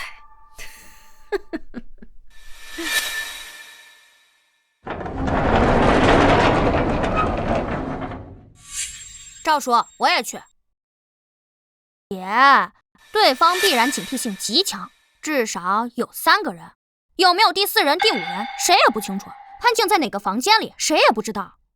你们要是叫不开门，打算强攻吗？拐卖惯犯是够枪毙的，他们要是负隅顽抗，伤害潘静怎么办？谁来保证潘静的安全？我就帮你们敲个门，又不是没敲过，王胜利的门不就是我叫开的？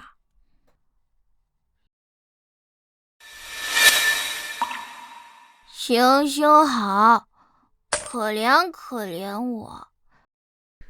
哟，挺可怜呀，就你一个人。我奶奶在垃圾箱那边翻找废品卖钱的。有大人呀。3个人在门口，2楼没亮灯，应该是没人。特警队注意，准备从隔壁翻过去，尝试潜入对方的2楼。收到。行行好，我好饿。去一边要饭去。急什么？他一个人也挺可怜的。水，我想喝水。想喝水啊？来，进来吧，外面风大。来，等一下。怎么了，赵队？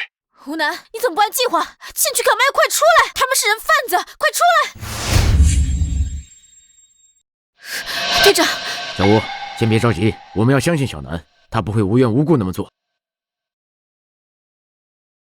有危险！老赵，小南怎么进去了？按照原计划是叫小南去叫门，然后我们通过针孔摄像了解屋内的情况。小南会声称有奶奶跟着，知道他去敲门的，这样会确保他的安全。按照计划，没有他进屋的这个环节。这小子，行了，你也别着急，相信他会照顾好自己的安全的。他进去转一圈，可能是为了确定失踪者的具体位置。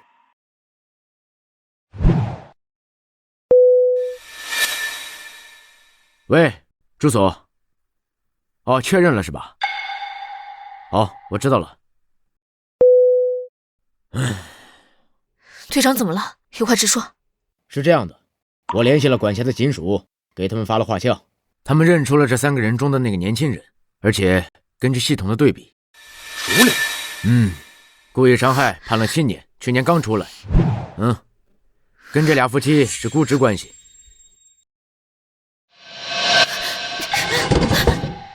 小吴，我们要充分的相信小南，我相信他，他自己能出来。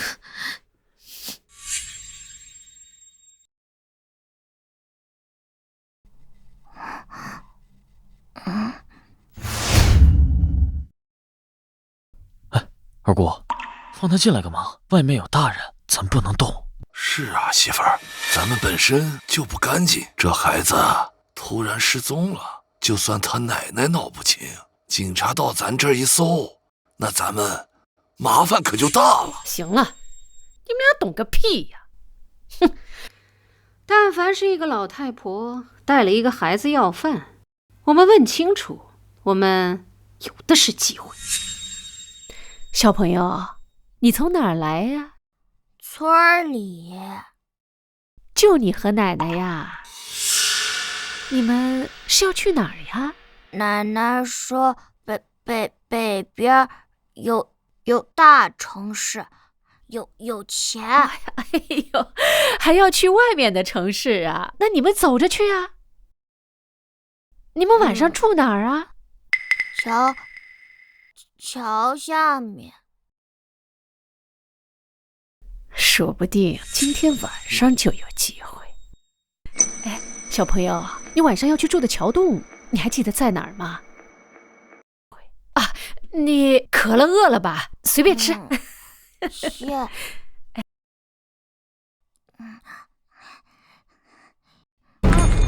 我的钱！我的钱！哎呀，小朋友，没人会抢你的钱，你别急。放里！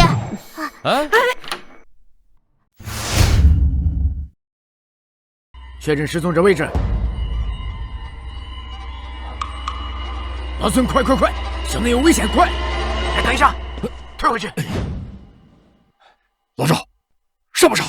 怪不得小南要装个小要饭的。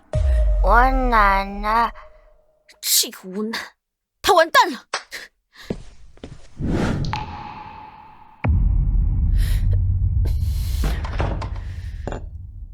他犯错了吗？是啊，你怎么知道？我不乖，平常我奶奶也对我这样。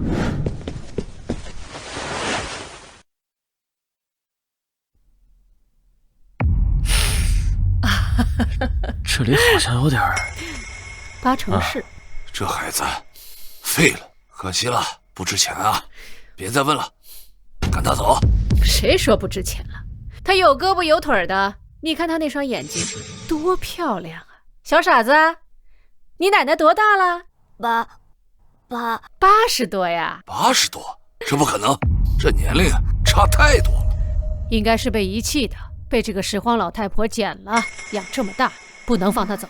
她脑子不好使，嘴会说。这个老太婆应该是个正常人，她如果给她形容她看到了什么，背不准老太婆会报警。那二姑，你说，咱怎么处理这小子？二姑，你说，咱怎么处理这小子？这老太婆要是40、50岁，还真不好弄。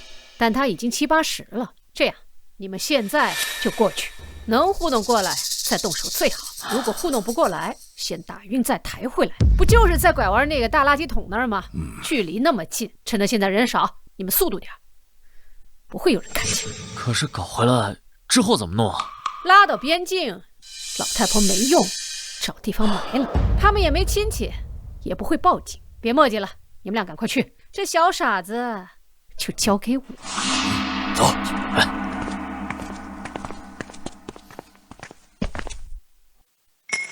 怎么出来了？怎么朝咱这边过来了？小傻子，你渴了饿了吧？给你拿瓶奶，那个呀，对身体可好了。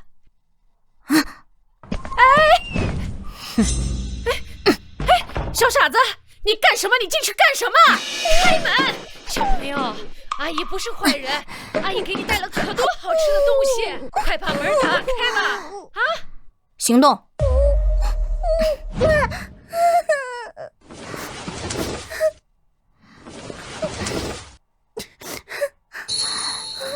别怕，马上就能回家了。小哥哥，我饿。给这儿有吃的。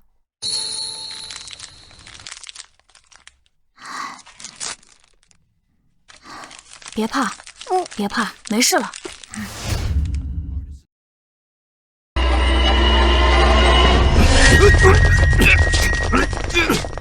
行动！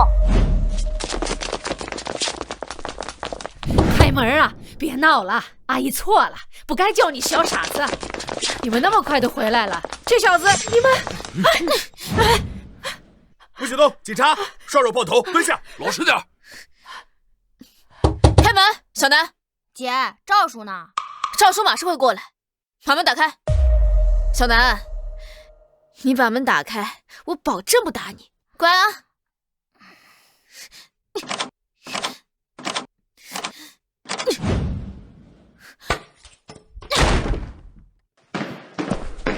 胡南，我的亲姐，你也别吓到孩子。胡南，你完蛋了！赵叔，快来，吴心妍要杀人了！老实交代。警官，我都说了，第一次没拐过其他人，而且我是从犯啊，判不了我几年吧。主犯是我二姑，光盯着我审干什么？我都去年才刚放出来的。对了，还有那个浅湾海滩的案子，跟我无关啊，警官，我没拐过他，怎么死的我也不知道。是跟你无关呢，还是跟你们无关？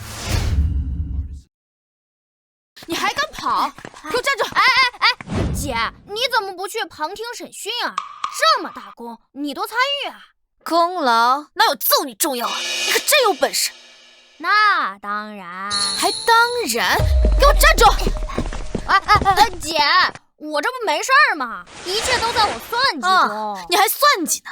要不是那两个人自投罗网，那破门能挡住谁？我是引导他们出去啊，不然我怎么会装傻子？为什么说我奶奶80岁？哎呀，他们的行为一切都在我的掌握中。掌握中？你还犟？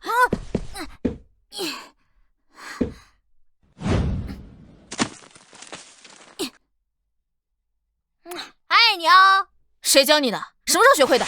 姐，偷偷练的呗，当年一身本事。你还有当年呢？练过是吧？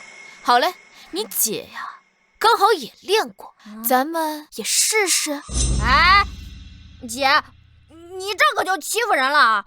你可是全国冠军，我一个小孩怎么可能跟你比？你不是天不怕地不怕吗？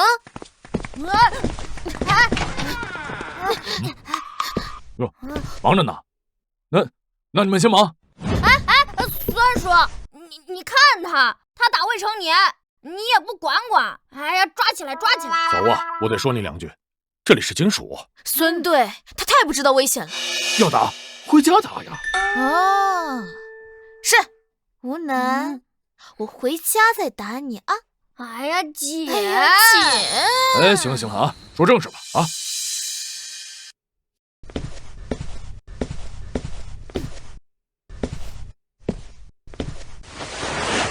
目前3人已经分开审讯，交代了部分拐卖案情，但对前湾海滩案予以否认，并且他们的口供存在出入。这是他们3人的详细档案，包括通话记录、银行账单等。孙叔拿给我看的，你想看不是随时可以。小南，到这一步，你还觉得他们3个跟罗珊珊有关？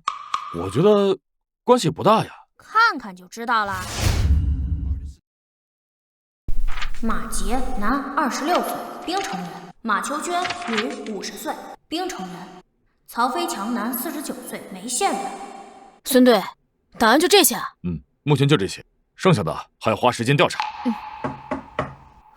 进。孙队，体检报告出来了，没什么问题，他家属也到了。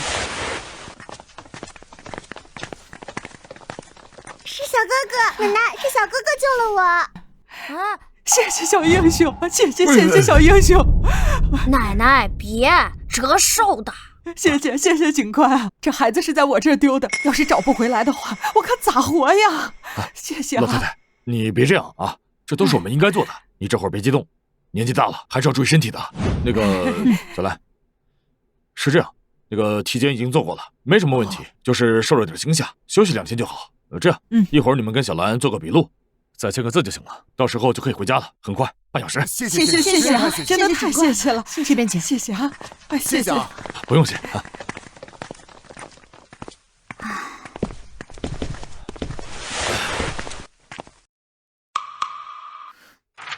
这人都走了，你看什么呢？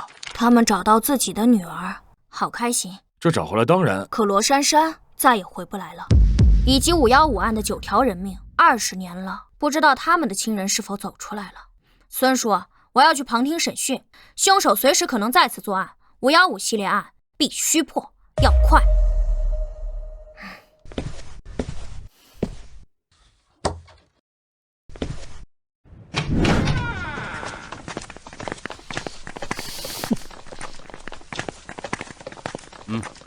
马所长，你怎么过来了？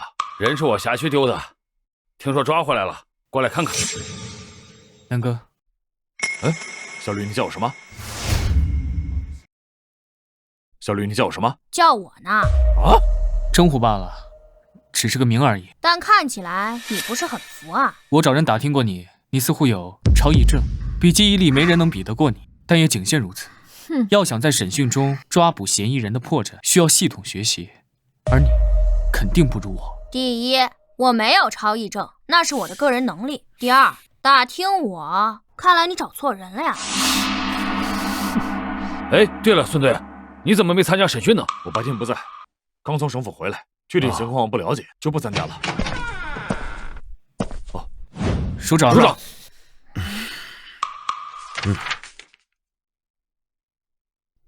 审的怎么样了？还没审出来，审了一次，赵队长亲自去审，人很不老实，很明显能感觉到他在刻意隐瞒一些很重要的事情，就连6月30号的行踪都模糊不清的，前后后说了3个版本。如果真的是个拐卖大案，牵扯到国际拐卖组织，咱们可能需要1-2个月的时间去补充侦查。都在磨叽什么玩意儿？署长，我今天就已经把案件汇报到省府和皇家总署了，并与京城联系过了。明天整理好资料，我就要带着小赵去省府做案件分析汇报。估计到后天下午就能回来。到时候专案组暂时由你来负责，京城的人后天就能到。你要做好接待工作啊。是。还有小赵今年过年前就要提副局了，之后全面主持行政工作，不可能总跑一线的。论资历，论能力，老钱已经病退了，总队长的位置非你莫属啊。老孙以后好好收收你的脾气啊。是。你现在还能坐在这儿，真要告诉你证据是什么，你就来不及了。你之前也说了，你想起来了，7月2号你回的滨城，高速还是走的下路？高速。那为什么你绑定的 ETC 没有交费记录？我交的现金，警官大哥。交什么现金呢？ETC 是自动扣款的。我可能是记错了，那天我们走的是下边的。马秋娟，你给我老实点儿。姐，我先回去了，我打车回去，你们忙。这就走了？是看不懂了吗？放弃了？审讯是要看专业能力的，看不懂也没关系啊。他呀，与浅湾海滩案无关，我还看什么？无关？你现在就断言无关？这3个嫌疑人明明疑点重重，口供不一致，但凡有一点审讯常识，都能看得出来他们有巨大隐瞒。他们当然有巨大隐瞒。小南，你是有什么发现吗？也不算发现吧，就是啊，拐卖案比设想的更大。结合目前种种线索，他们不是与国际犯罪组织有关系，就是国际犯罪组织的成员。整个组织的拐卖网络覆盖东南亚多国，他们要隐瞒的事可多了。这个案子呀，要查很久，查到后面不是市级警方能处理的，甚至要跟国际刑警合作，半年、1年，甚至好几年。总之啊，就是与浅湾海滩案无关。至于我为什么笃定他们，我发现了什么，我是怎么推断的，我没有义务来教你，你爱信不信，不信自己去查。我是没兴趣了，祝你好运，走了。哎，小吴啊，让人开车送小南，别让他自己打车走了。好。啊，对了，楚伯伯，夫妻俩应该还有个儿子，在国外已成年，应该也是国际犯罪组织的成员，这就是他们为什么要死扛着的原因之一。另外，3人中主犯是马秋娟。好，路上小心啊。唉，审了1个晚上，嘴巴真的硬。不过现在也急不得，还是515系列案比较重要。那个拐卖案给中2做了。姐，515档案什么时候过来呀？明天早上吧。不过你怎么会认为他们跟515系列案没有关系呢？你之前不是说过，以现在的监控密度、人口密度，单独拐卖是不能实现的吗？挺复杂，结合现场环境来看，以他们的档案、笔录、审讯反应，哎，姐，我能不说吗？累，说说嘛，总不能是你胡诌的吧？你简单说说，总不能是你胡诌的吧？姐，你激我也没用，真的累。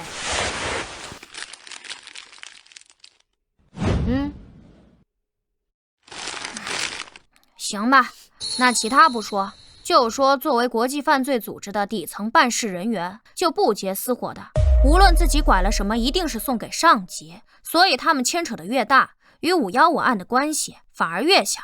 就比如罗珊珊案，凶手应该就住在槟城本地，把人卖给本地居民，本就违反组织规定。违反组织规定？懂得还挺多的。类似国际犯罪组织往往都会涉及违禁品走私、人口贩卖、器官买卖等，还在一些不稳定地区建立据点，培养武装力量。很多孩子都会被拐去，有的卖掉，有的自己培养，天赋高的也会被培养成顶级犯罪者，专攻暗杀、国宝盗窃、网络袭击与窃密等。但很残酷，没有童年，没有亲人，无休止的训练，被淘汰的人会永远消失，活到成年的也会失去人性。说的那么邪乎，像电影似的，从哪知道的？网络上呗。好了，不听你胡诌了，我得去睡一觉，下午还得去走访排查呢。哎姐，我有个问题。说。你说自从我落水后，是不是沾什么特殊体质了？你确实变化挺大的。哎呀，不是那个意思，我是说我在落水后的第10天，我们隔壁就出了凶杀案。虽然案子已经破了，但没过几天我们又去海边玩，我又挖到尸体。你是吴楠，不是柯南，不要胡思乱想。我睡觉了，自己玩。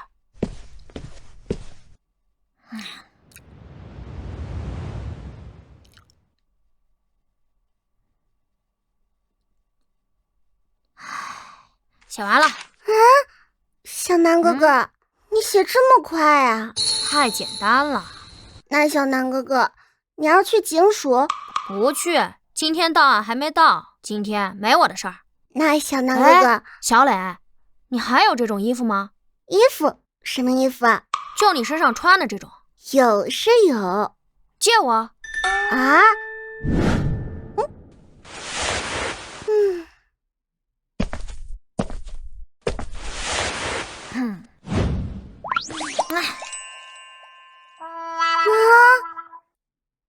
大家好，我是吴小楠。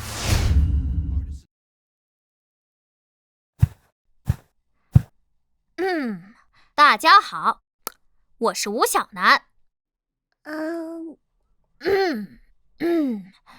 我叫吴小楠。吴小楠，小楠哥哥，你好奇怪啊！哎，少废话，你以为我愿意呀？那你干嘛穿成这样？人家是有原因的。哎，走，要不要去逛街？好啊。可是我作业还没写完，今天要写2页呢，题好难。哎呀，放心吧，多简单，回来我教你。走。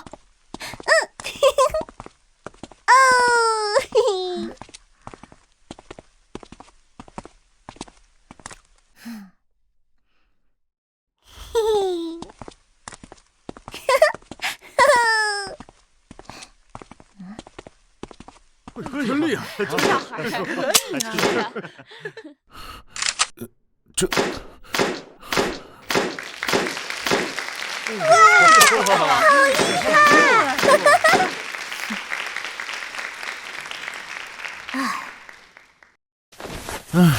好厉害！厉害啊！以后别来了。谢谢小楠哥哥。哥哥啊？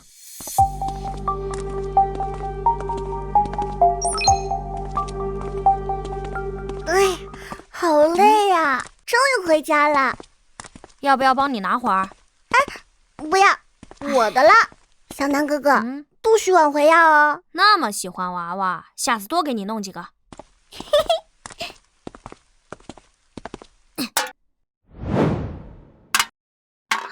哇！别挖了，大半天了，你是青蛙吗？哼，青蛙是呱，不是蛙。非洲有一种青蛙，它的叫声就是哇。哇，小楠哥哥还去过非洲啊？何止是去过非洲？哎，是爸爸的车。爸爸，看到娃娃！哎呀，这是谁的娃娃呀？这么好看，这是你同学吗？这是小……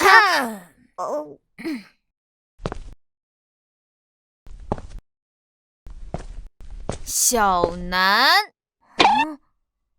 不是吧，姐？这你都看得出来？小楠，我可是你亲姐姐，你怎么样我看不出来啊？不过我们家金英还挺好的，扮成女孩子还挺好看。你们俩去哪儿玩了？小楠，现在外面多危险，你不知道吗？带着小磊到处乱跑，你不知道多危险啊？啊，危险？你们都说有什么危险？小楠哥哥也说，他还提醒我说一定要走有监控的地方，这样就会被保护，本来还能去好多地方玩呢。可是小楠哥哥不让我去那边。哎，小磊，你先回家，回家等爸爸好不好？好。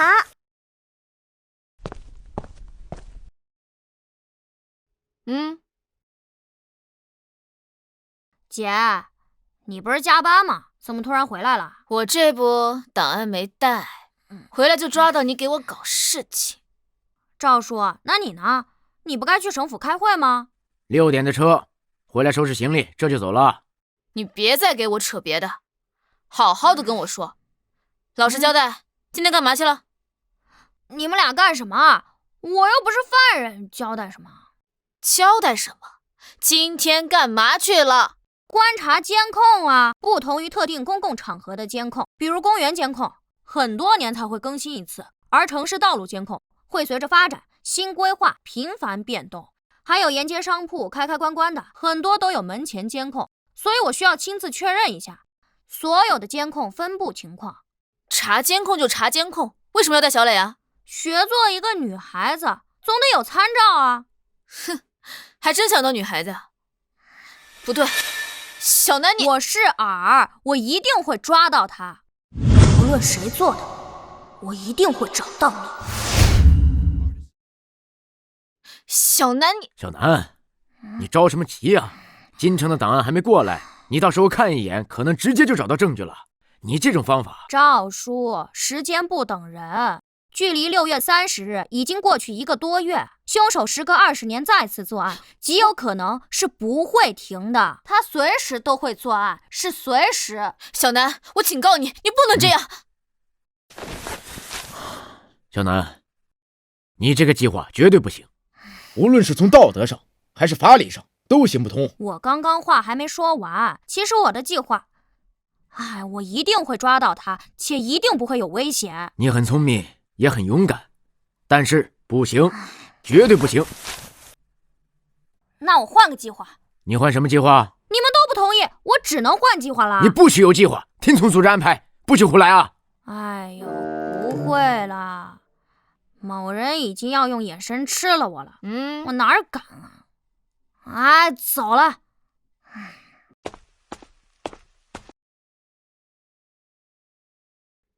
这孩子干什么都不交代。小吴，你别着急，等京城的档案调过来，我让老孙拿去给他看看，找点事儿。不过他也擅长这个，说不定还真能帮上咱的忙。不过他看得再快，这些档案够他看上1个月了。走吧。到，停！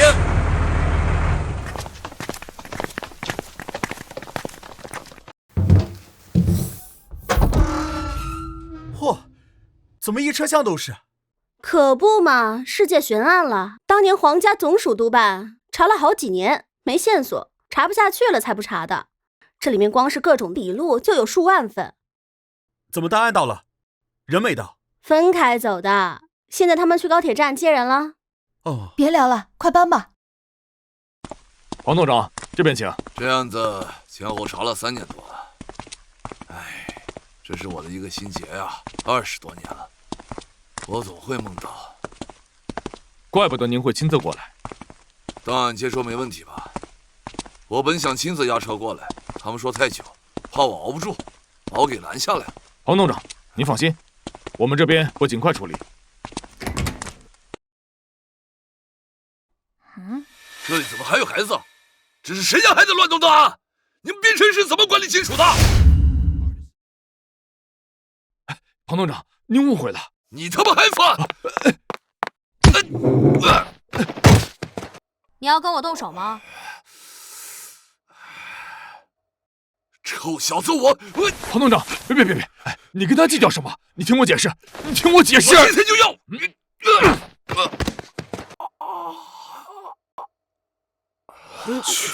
哎呦，好，厉害呀！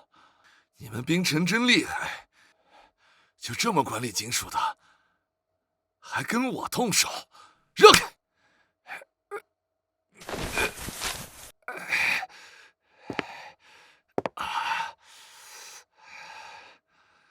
孙猛是吧？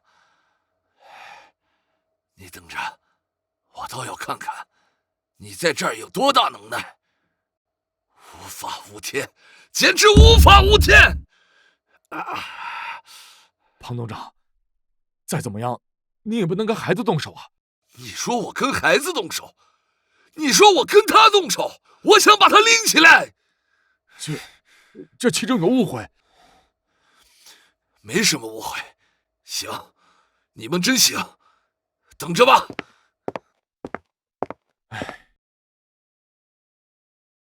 无法无天了，简直无组织无纪律，简直无法无天了！我才走了2天，你们2个上天吧！孙猛啊，孙猛，你让我说你什么好呢？我走之前怎么交代你的啊？我让你好好的接待，好好收收你的脾气，遇事别那么冲动。可你呢，直接把人给我打了。一接到电话，我都懵了，我还以为我前几天没休息好，我做梦呢。好家伙，我让你好好接待，你直接把人给我打了啊！署长，我承认我是有些冲动，可是我不能看着他打小南啊！而且他也不听解释。你犟，你还犟！你说你拦就拦吧，你直接把人给我干趴下了。怎么，显得你比他年轻，显得你比他身手好吗？是我冲动了，我会停止检查。你当然要停止，你不仅要停止，你还要撤职。我告诉你，总队长的位置，之后几年你想都不要想，这还是最轻的。你有没有考虑过这事情有多恶劣吗？我知道。你知道你还动手？楚伯伯，真的要撤孙叔职吗？现在是办案关键期，这也不能全怪他，他也是为了保护我。臭小子，我说他没说你是吧？啊，你，哎呀，你以为你年纪小我就不说你了吗？你说你动什么手啊？你有没有为你姐考虑过？无论我怎么对外解释，对其他人来讲，你都是以吴心言家属的身份才能进的警署啊。是没人能给你处分，可是你姐呢？你以为你姐就没处分了吗？不是啊，他冲过来，我那是应激反应，而且我踢的是凳子，谁知道他那么激动。哎，都说孙叔脾气急，当初也没那样。20年呐！515案像噩梦一样缠着庞海20年。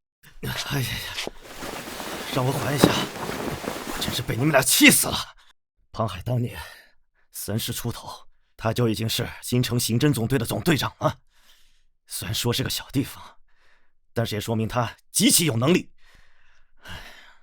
515系列案的前2年，都是他带着专案组调查，哪怕之后皇家总署督办，抽调了不少的专家，重组专案组，他也是副组长，核心骨干呐。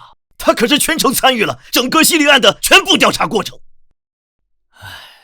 那几年调查出了不少事，有人直接转业，有人犯了错，那可不只是庞海的心结呀。我最近跟金宁省府沟通了一下，听说了不少事儿。本来啊，是不需要他亲自过来的，应该是京城市警署派人就行了。而庞海已经做到了省府警视厅的副总长的位置，是他主动要求亲自带队过来的。刚到啊，好家伙，他就看到一个小孩在那乱翻档案，你们跟我说他能不急吗？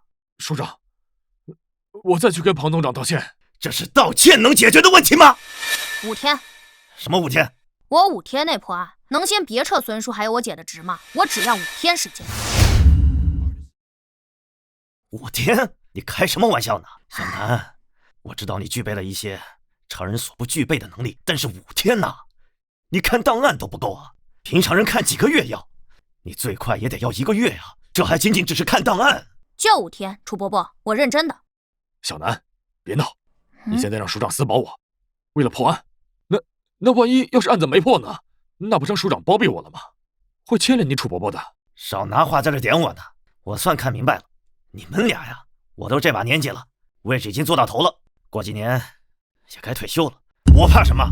但是啊，小南啊，5天，就5天。你知道当年前后参与调查那个案件的警员足有数千呢，查了3、4年都没有结果呀。小南，你凭什么？情况不一样了吗？有什么不一样？有新案子了。新案件可没有太多的线索。虽然新线索不多，但推理空间不同了呀，其他可能性大幅度减少。什么意思？小南，你是有什么新发现没说吗？意思就是当年人口密度低，城市化程度低，监控极少，随机作案能不能破得看命，可能性太多了，得看凶手是否犯错，线索是否足够，否则呀，查得再久，调查人再多，没有巧合碰上就没有结果。而现在啊，不是这样，虽然是随机作案，但操作空间太少。所以呢？哎呀，行，好吧，具体推理情况我到最后再说，太长了，等抓到人之后我再做详细分析。另外，我已经确定了凶手的大概居住范围。什么？哪里？我只知道大致，还不能说出来。为什么？因为啊，那个地理区域啊也不小的，如果进行大规模排查，除非运气逆天，第一时间能抓到凶手的抽血化验对比 DNA， 否则会惊扰到他会潜逃，到时候啊谁也找不到。那你要……我就要5天时间，楚伯伯，我会在孙叔、赵叔、我姐以及其他熟悉警察的帮助下找到凶手，但前提是孙叔以及我姐姐别停职，否则我刚闯祸，我说话也没有人听我的。哎呀，时间就是生命啊，楚伯伯，我不仅仅是为了谁，更重要的是为了那些被害人讨个公道，以及凶手近期有可能会再次作案，破案啊，越快越好。行，就5天，我会找机会跟庞海谈一谈，先稳住他。希望呢，他们看在我的面子上，暂时先别把事情闹大。不过这个案子，最后皇家总署肯定会派人督办的，相信要不了几天就会到滨城。到时候议论纷纷，这事儿啊，谁都瞒不住。好，就5天时间。不过楚伯伯、孙叔，我还有个请求。你说。保密，防止有人干扰我。谁会干扰你啊？哦，京城的人。哎，你们放心好了，你们俩把人打了，整个警署上上下下全都轰动了，都在议论纷纷，包括那些今天来的警员，相信很快就能了解到你帮警方连续破获大案的事情。所以呢，你不用担心，虽然他们可能不喜欢你，但是他们知道你的能力，不会干扰你的。哎，总之保密就对了，走吧。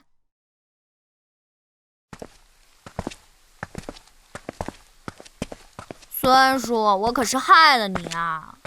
哼，你少来，我孙猛做的事儿啊，从来不后悔。哎，也是啊，今天要不是亏了你，我肯定闯大祸了。你还能把他怎么样啊？哎，反正啊，我是做好心理准备了。但是署长那边，本来说他要在署长位置上退下来，可是按照他的实际年龄，在退休之前还能动一动。他要是落下个包庇的责任，哎，我也好，老赵也好，都是他一手提拔上来的。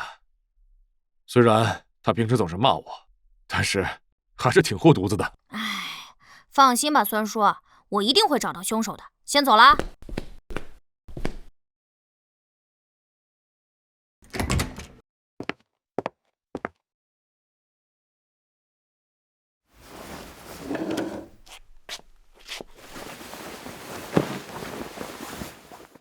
有事儿？我听很多人说过你，把你传得神乎其神。哦。听说你把汇总都看完了，有什么发现？还差一点看完。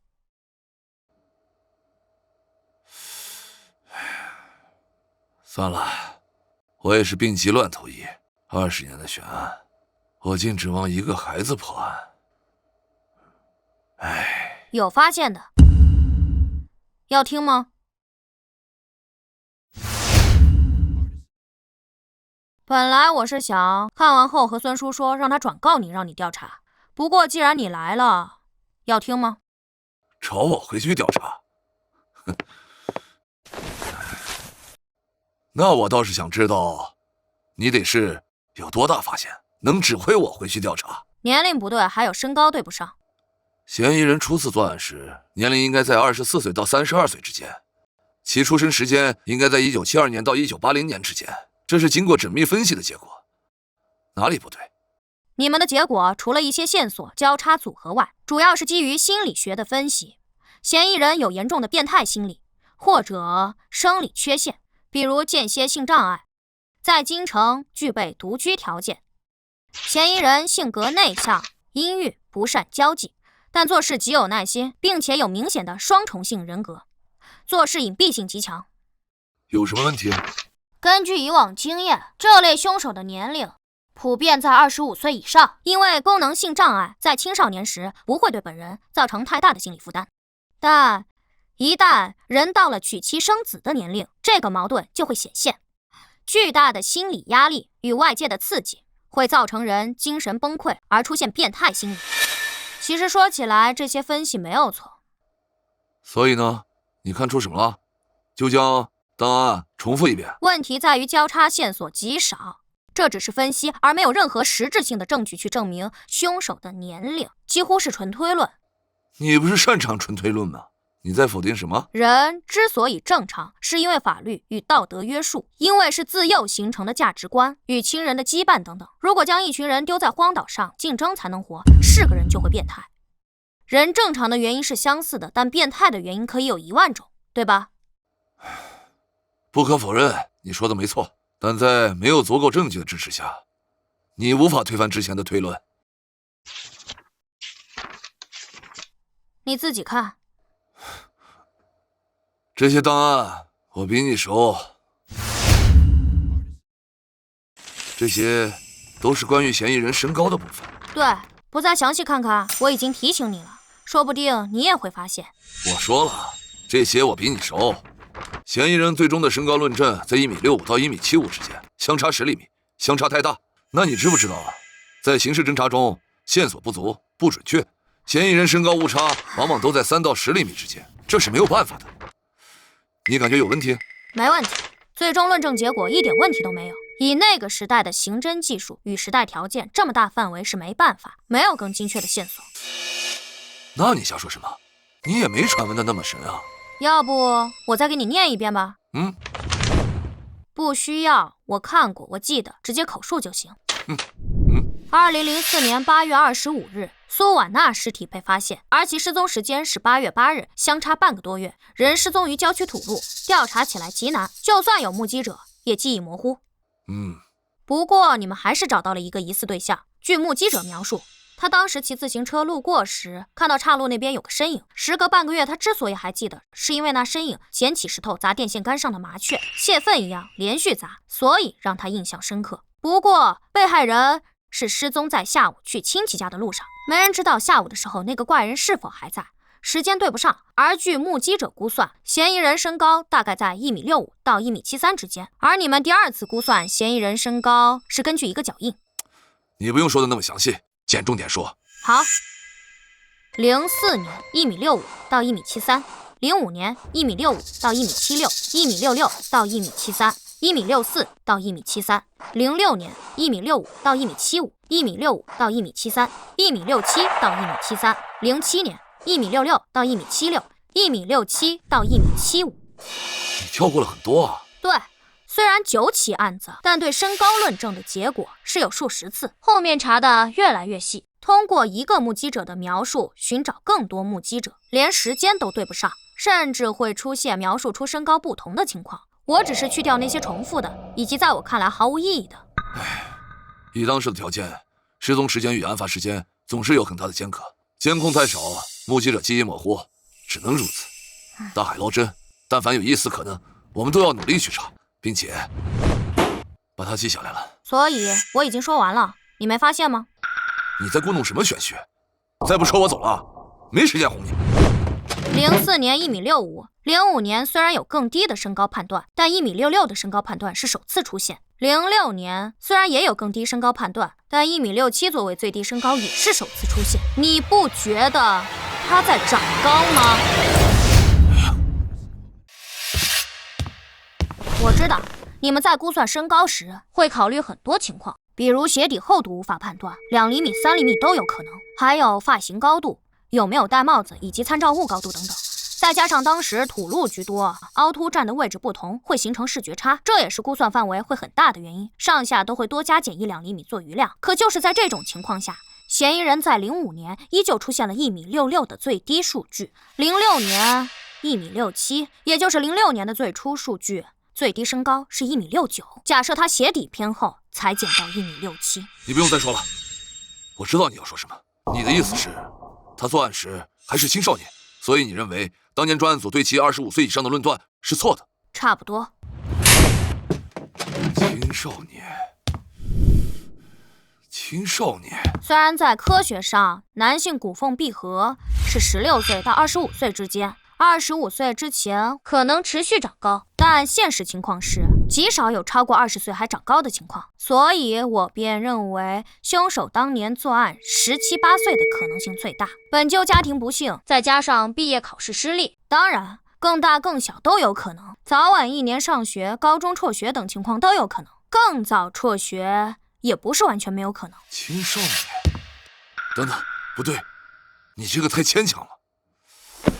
我记得曾经……怎么说？首先，你所说的这个数据，是你特地挑出来的。你找到的这个规律，如果放在数十次的论证数据中，更像是一种偶然性。其他的更多的数据反而能够证明，并非是持续上涨。然后呢？你继续说。然后，时间太长了，但是我隐约记得，有人提出过一个蛮年轻的小警员，提出过跟你相似的结论，提了几句就被否了，太牵强。且与25岁以上的推论相悖，会推翻很多调查结果的。而且，就算我们要朝这个方向去查，哪怕只有一丝可能，那也应该去查。但这根本无从查起啊！当年的青少年数量太多了，凶手的作案范围并不只在主城区，而是包括周边村县，而且这都过去20年了。看来你是真想破案啊！少废话。想破案的话，还得先听我说完。不过你得先回答我一个问题。什么问题？你们当年的专案组里有民俗专家吗？没有。你问这干嘛？没有。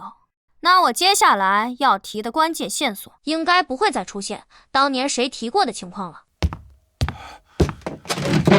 什么线索？东南亚是一个极为复杂的地区，近7亿人口，90多个民族，而我国近上亿人口。既是移民输出国，也因历史原因有大量移民，大概占据总人口的7%，以上世纪的劳工及后代为主。继续。你真是破案心切，你是第一个明明跟我有矛盾还是有耐心的人。能破案，你再打我一顿都行。我不是故意的。说案子。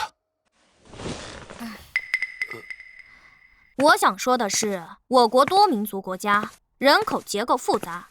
不同民族、不同信仰，也产生了不同的历法。历法？官方采用的公元历法，但在民间还有佛历、印历、泰历、华历、维克拉姆历，还有很多宗教历法等等，非常复杂。而我们官方证件上并不会标注民族成分。所以，你最想表达的是，凶手可能是外来移民后代？不，我想说的是，20年前的9起案子，其中一共有3个，日期比较特别。分别是2004年8月8日、2005年7月28日、2006年7月18日。哪里特别？规律吗？都有个8。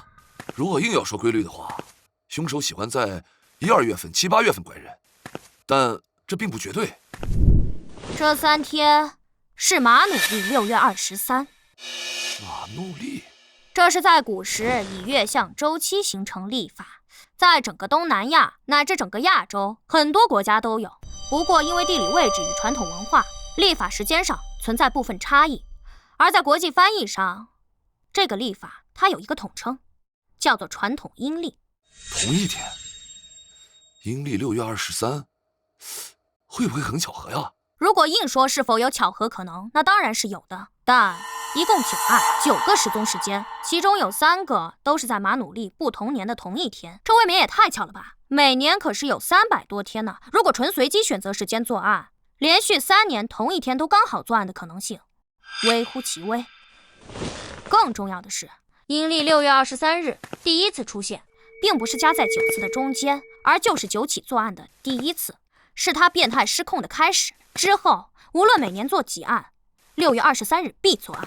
这很明显证明了6月23这个日期显然是有某种意义。而我确认，按照马努历6月23并非什么传统节日，也并非纪念日，相同历法的宗教节日也对不上。生日、忌日，显然是生日的可能性更大。如果真的是在谁的忌日作案，有祭奠的意义或复仇的意义，那么那些被害人的死法是不对的，选择的目标也很奇怪，只敢对弱小下手，他本质就是懦夫，怎么可能是为了祭奠谁，或者是复仇，铤而走险？而如果是生日的话，当然不是庆祝，而是凶手养成扭曲变态性情的一环。本来是庆祝的一天，他就感觉糟透了，这会放大他一直以来的负面情绪，走向极端，向无辜者施以暴行，从而一发不可收拾，彻底变态。有道理，非常有道理。但是，所以新的问题产生了。什么问题？你觉得在具备作案能力的前提下，在什么年龄段的人会更加在乎自己生日过得好不好呢？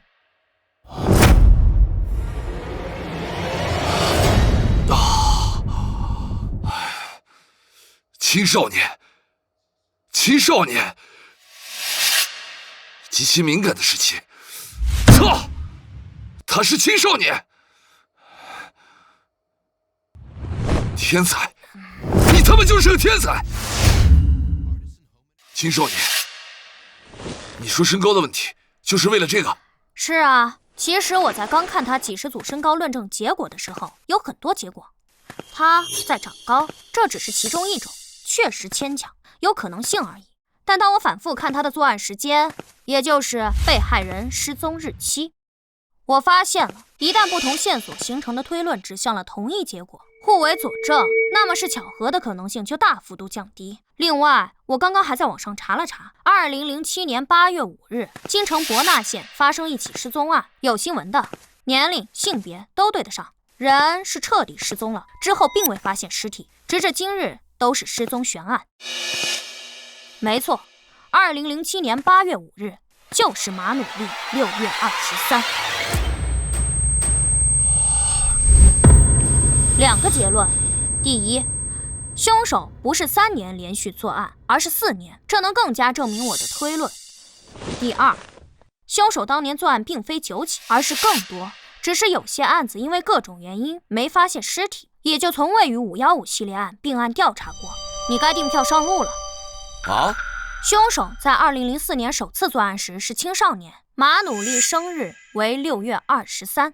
如果他首次作案时刚好18岁，那么他的出生日期便是1986年，阴历6月23，公历7月29。如果首次作案时是17岁，那他公历的出生日期就是1987年7月18日，以此类推。但我无法知晓他的出生地是否本地出生，迁居后户籍是否迁过来，都无法判断。而且我认为，这种做下连环案又消失20年的凶手，他可能舍弃了自己原本的身份，在生活走向安定后，与过去做一个割舍。所以，仅靠户籍系统按照出生时间、出生地查，数量太多，嫌疑太大。而且受限于当年条件，如果是早就弃用的身份，户籍系统也会遗漏。户籍系统在全国联网也才是最近10年的事，但他一定在本地上过学。按照我国的教育体系，他至少应该上完初中吧。当然，小学辍学根本没上过学，在当年并不罕见。但我认为他应该上过学的，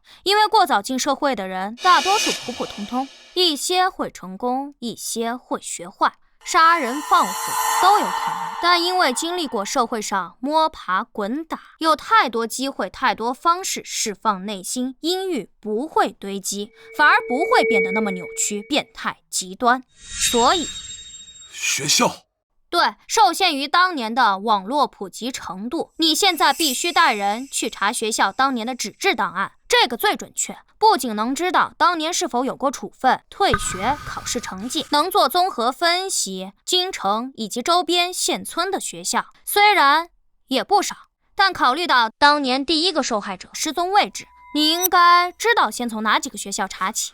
我现在去寻找。等一下。啊？注意保密。保密？皇家总署会派人来并案处理，挂牌督办，重新成立专案组，很多时间都会浪费在走流程以及开会上。而你是金陵省警视厅副总长，正因为位高权重，反而不会让你去参与一线调查，他可能会让你回去，不再参与后续。20多年的噩梦心结，你不想亲手抓到他吗？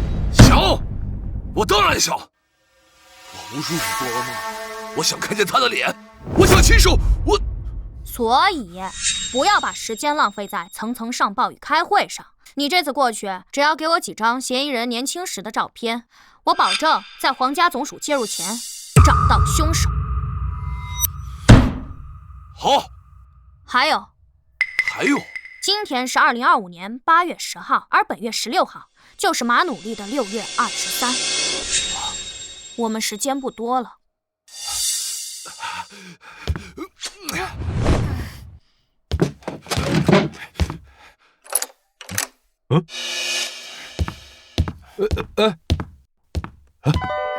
小南，他没找你麻烦吧？没。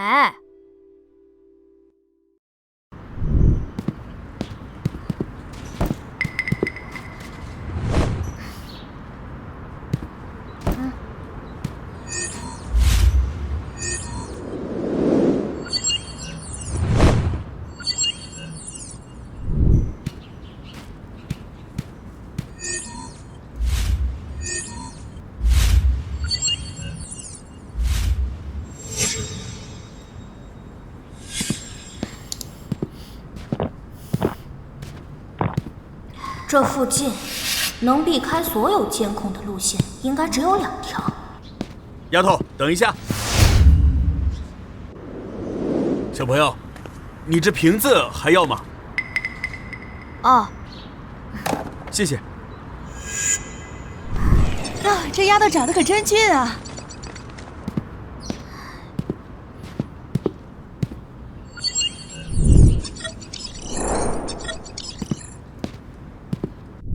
姐，排查的怎么样了？那天学校放假，好多家长来接触校生，所以那个监控里人很多，车很多，看不到什么。你今天怎么没去署里啊？你们都没去，我一个人去干嘛？你还知道不好啊？怎么，我们小神探现在不查案了？怕案情难度太高，破不了案，丢人吗？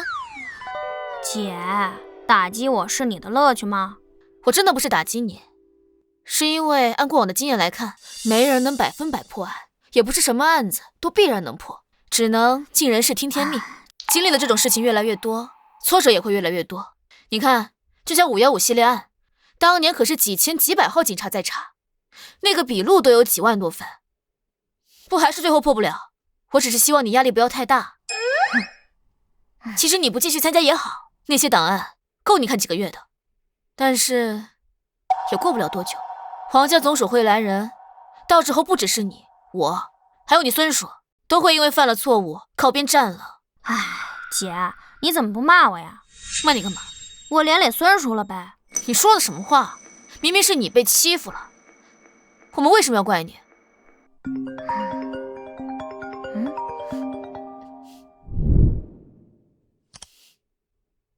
哎，你好，吴新言同志，我是庞海。啊，庞总长，你好，不好意思啊，上次的事情我替我弟弟再次向您道个歉。不必了，他电话多少？我这儿没有他联系方式。庞总长，事情那么严重吗？别跟他计较吧。我并没有计较，是关于案子，我要跟他对一下情况。你要跟他对案子？那你等会儿，他在我旁边。找你的。我是吴楠，你说。好，时间来得及，辛苦了。好，我电话是，有情况随时打给我。那行，先这样啊。好。吴楠，老实交代。交代什么呀？你跟庞总长对案子？哎，讨论讨论呗。姐，我已经和庞总长和解了。还和解？人都被你气走了。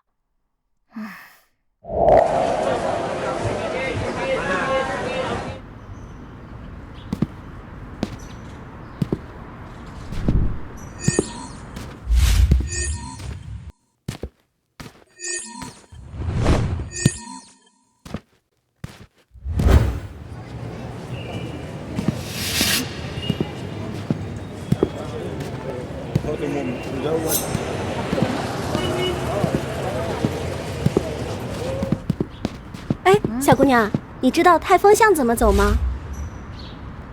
那边右转，第3个口就是泰丰巷，有牌子的。好，谢谢。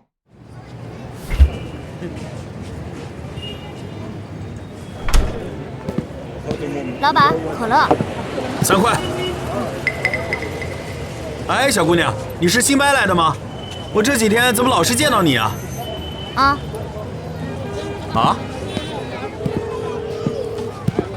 喂，庞叔。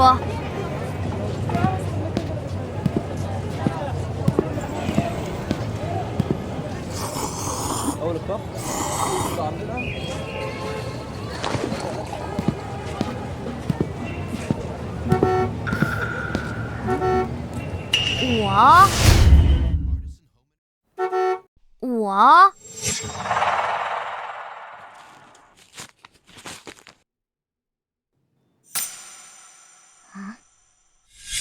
巧了。不好意思啊。没关系。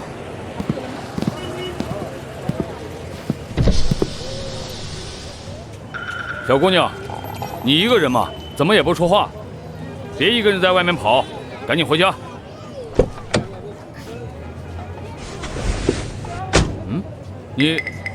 你有事儿？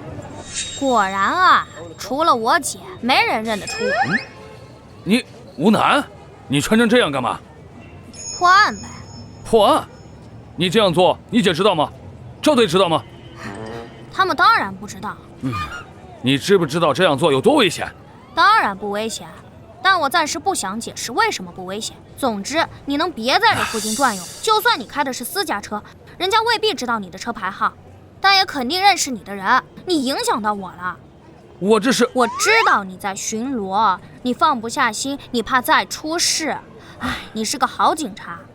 你那天给受害人家属打电话，我看到了。我女儿也走失过。哦，那只是个意外，但很快就找到了。但我特别理解他们的心情。与女儿关系缓和了吗？好多了。我找人详细打听了，也听说你最近的事。你确实是有本事，以前是我小看你了，但我还是会把情况告诉赵队和你姐，不可能让你再以这种方式查下去。大海捞针，毫无意义，且危险。并非大海捞针，你不理解我很正常。在我做汇报前，没人会理解我。有些异想天开了。我现在至少锁定了10几个疑似嫌疑人。谁？急什么？我抓他只有一次机会，这个凶手太重要，一旦抓错了，把真正的凶手惊走，离开本市，恐怕就再也找不到了。所以我还需要等一等。你唬我的吧？牛皮吹上天了，就是不想我举报你。喂，庞叔。这次只有3张照片，还有档案，你看一下。好。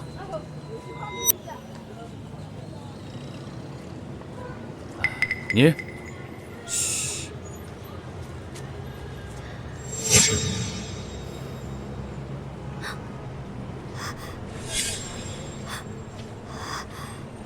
找到你了。谁？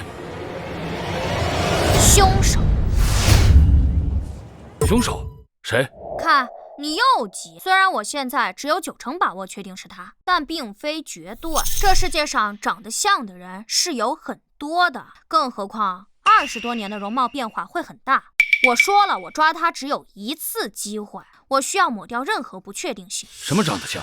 什么20年？唉，安了，他至少在8月16号再次作案前，他不会离开滨城。什么？8月16号还要再次作案？你怎么知道？唉。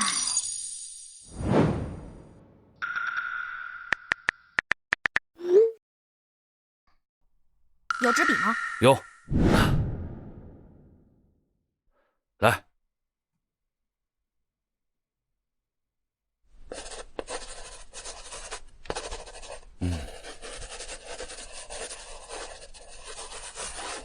你到底……嘘。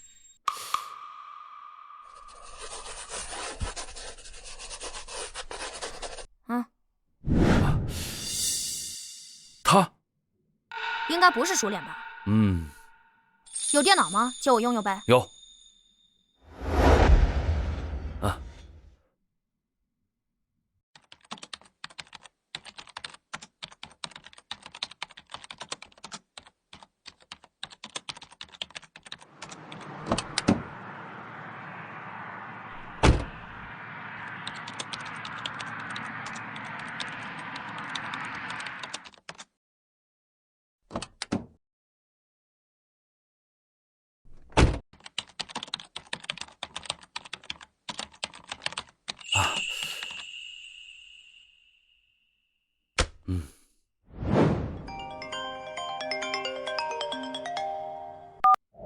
喂，庞叔，回来了没啊？再有几分钟，高铁进站。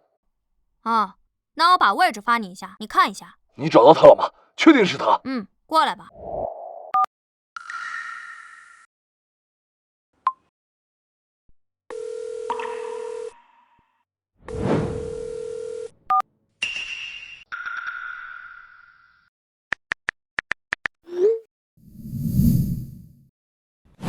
简直是无组织无纪律！那个什么孙猛，他人呢？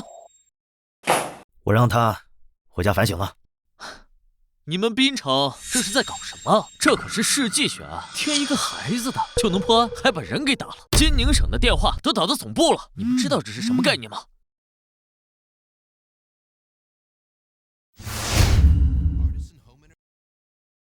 行了，何市长在这儿，滨城的情况，事实没有调查清楚之前，还轮不到你在这儿说三道四。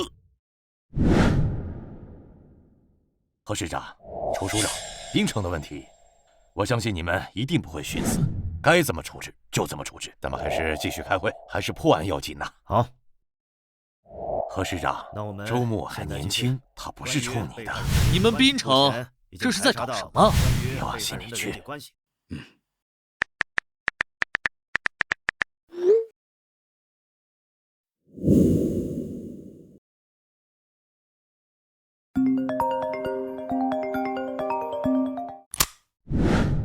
喂，小南，孙叔，什么情况？皇家警察总署来人了，署长让我们先躲躲，避避风头，免得到时候碰了面下不来台。这么快就来了？我姐说不是还要几天吗？秘密过来的，之前没人知道，主要是515案一旦重启调查，是会影响太坏。他们先过来了解下情况，再讨论并案公开的事。什么？没，暂时还没设置，等他们开完会，不是庞总长，是他身边跟过来的那个，把事情捅上去了。我看啊，他未必是为了庞总长好，本来双方都有责任的事，他擅自把事情捅上去。孙队，算了，跟你说这些你也不懂，你有事吗？今天没见，想你孙叔了？地址？什么地址？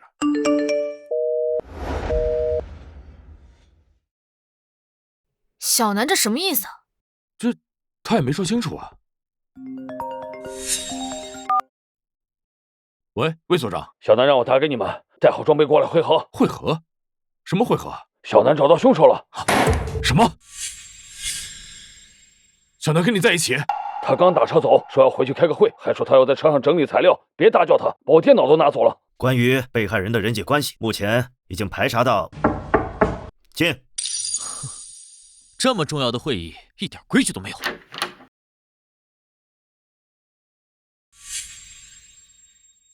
能换我来讲吗？我已经找到凶手了。凶手找到了。小南，哪个案子的凶手？小南，你别805浅湾海滩腐尸案以及515系列案的凶手潜逃20多年，前后共害15人，我找到了。荒唐，连受害人数都搞不清楚。你们滨城，哎，大家坐，大家坐啊。小南，何伯伯，不信我？这不是伯伯信不信你，而是今天的场合非常重要。如果你包含我的私人调查，没人能说清楚情况。小南呐，伯伯就问你一句话：是纯推断，还是有确凿的证据？有证据，万分确凿。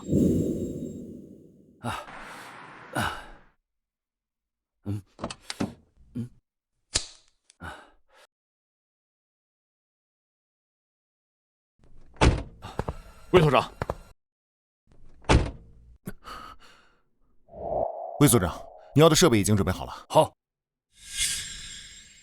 庞总长，庞总长，什么情况？小南呢？小南回去开会了，具体情况他让我。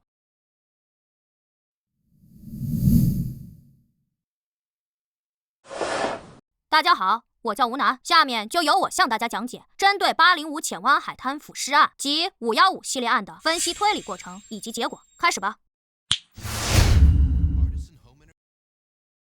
请允许我先概述一下浅湾海滩腐尸案及515系列案的基本案情。陆总监，我记得当年你在海东省任职过，对吧？对。那你应该认识郭老大吧？认识，共事过，也是老交情了。他现在可是风生水起啊！今年年底位置恐怕要动一动，不是调任警察总署，就是海东警务的一把手了。何市长也跟他认识？不认识，不过他认识，他是郭老大的亲外甥，他家里4代人从警，可以说是警察世家。他爸妈6年前因公殉职，现在是他姐在带他。而他天赋异禀，智商极高，可以说是天生的神探。看来老庞是有些冲动啊，不过我还没亲自跟他聊过。没有谁对谁错，都是为了办案嘛。这小子的确是个好苗子，但所谓的天生的神探过誉了吧？515案当年我虽没参与过，但具体的办案过程我是清楚的，几千人破不了的案子。不过他小小年纪在台上把案情分析得这么详细，却毫不怯场，已然是了不得了。看吧。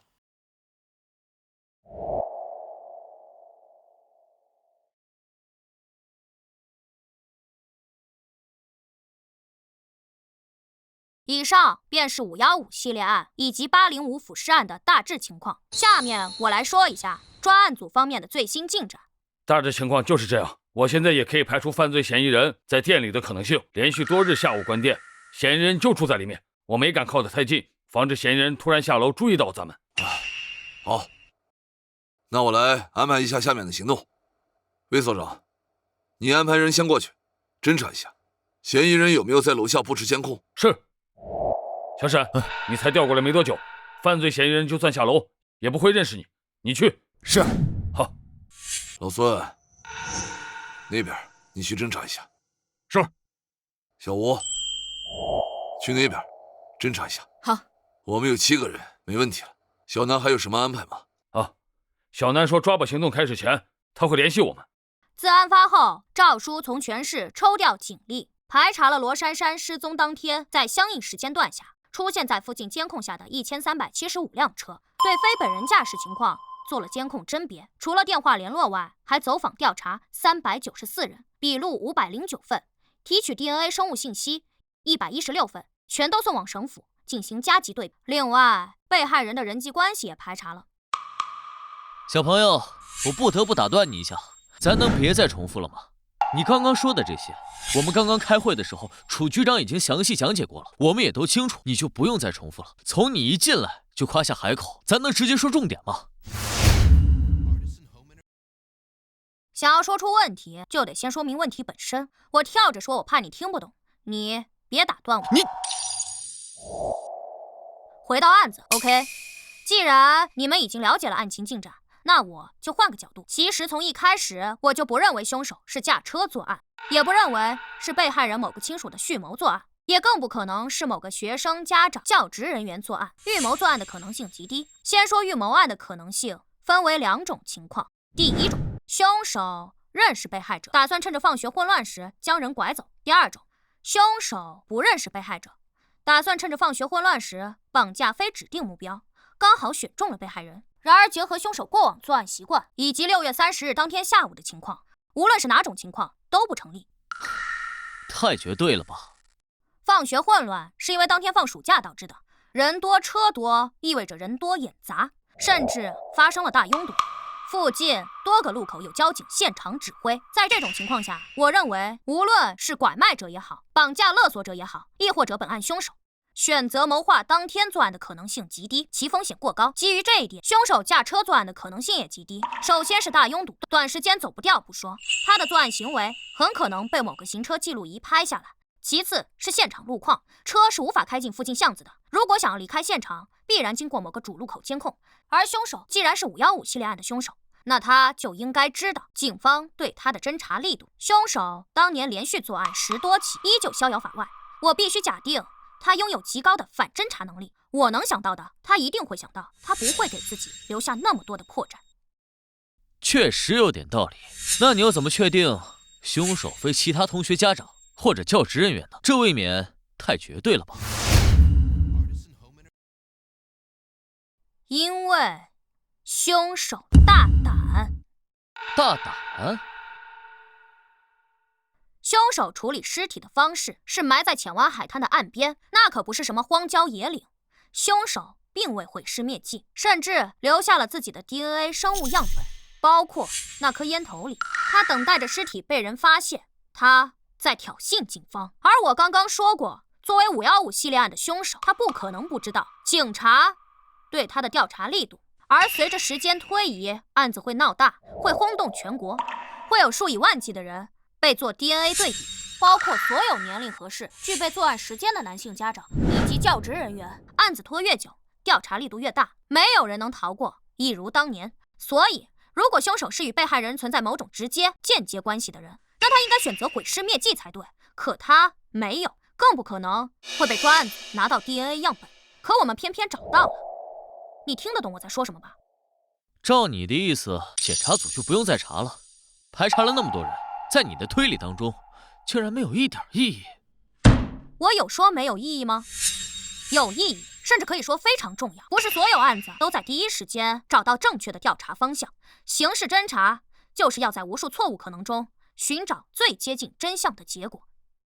小朋友，你连受害人有几个都记不清楚，还来教我刑事侦查？专案组近日来的大规模排查，为本案调查解决了很多问题，意外、巧合以及完全不可预知凶手的心理状态。意外也好，巧合也罢，他可能确实开车了，本没想作案，但这世界上总会有一些极小概率的事情，一系列无法预知的情况促成了最终结果。当机会就在眼前，他只需要一瞬间的心思摇摆。而凶手的心理状态，据我对凶手的心理侧写，他时隔20多年再次作案，极大可能是生活出现了巨大变故，家庭或事业使他再次走了极端。在这种情况下，我无法预知凶手是否出现了某种，比如说自毁倾向，或者说是变态。他想要跟警方玩一场游戏，比一比在警方抓到他之前，他究竟还能再做几案。他是一个变态，他很可能会做出反逻辑的行为，所以我无论怎样推理都有可能是错的。而专案组的大规模排查帮我弥补了这部分，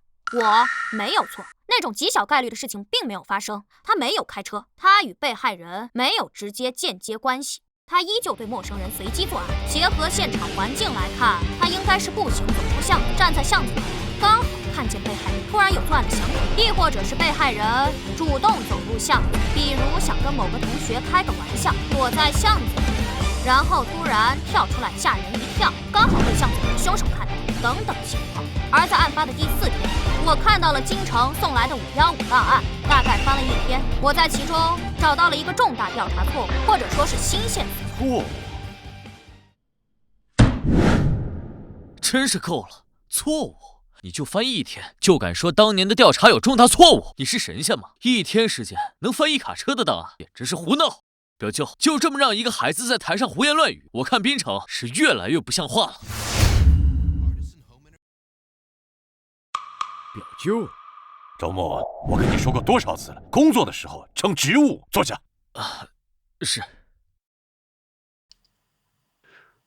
陆总监，他是远房亲戚。自从他给我当助理后，聊起了他的老家，发现我们祖上还有些关系。你说完了，我可以继续说了吗？小朋友，我倒是很想知道，当年几千人查了3年的档案都没有破案，你仅查了1天，能发现什么错误？而且还是严重错误。你好，警方办案，借用一下你家窗户。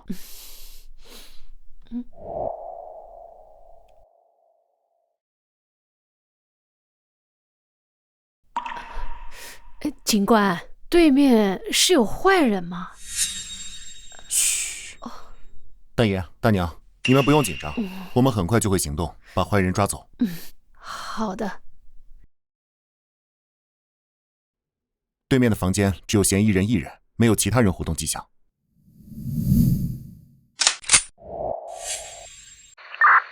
对面的房间只有嫌疑人1人。收到，继续盯着。到目前为止，没有什么发现。魏组长，环境比较复杂，我们得这样过去。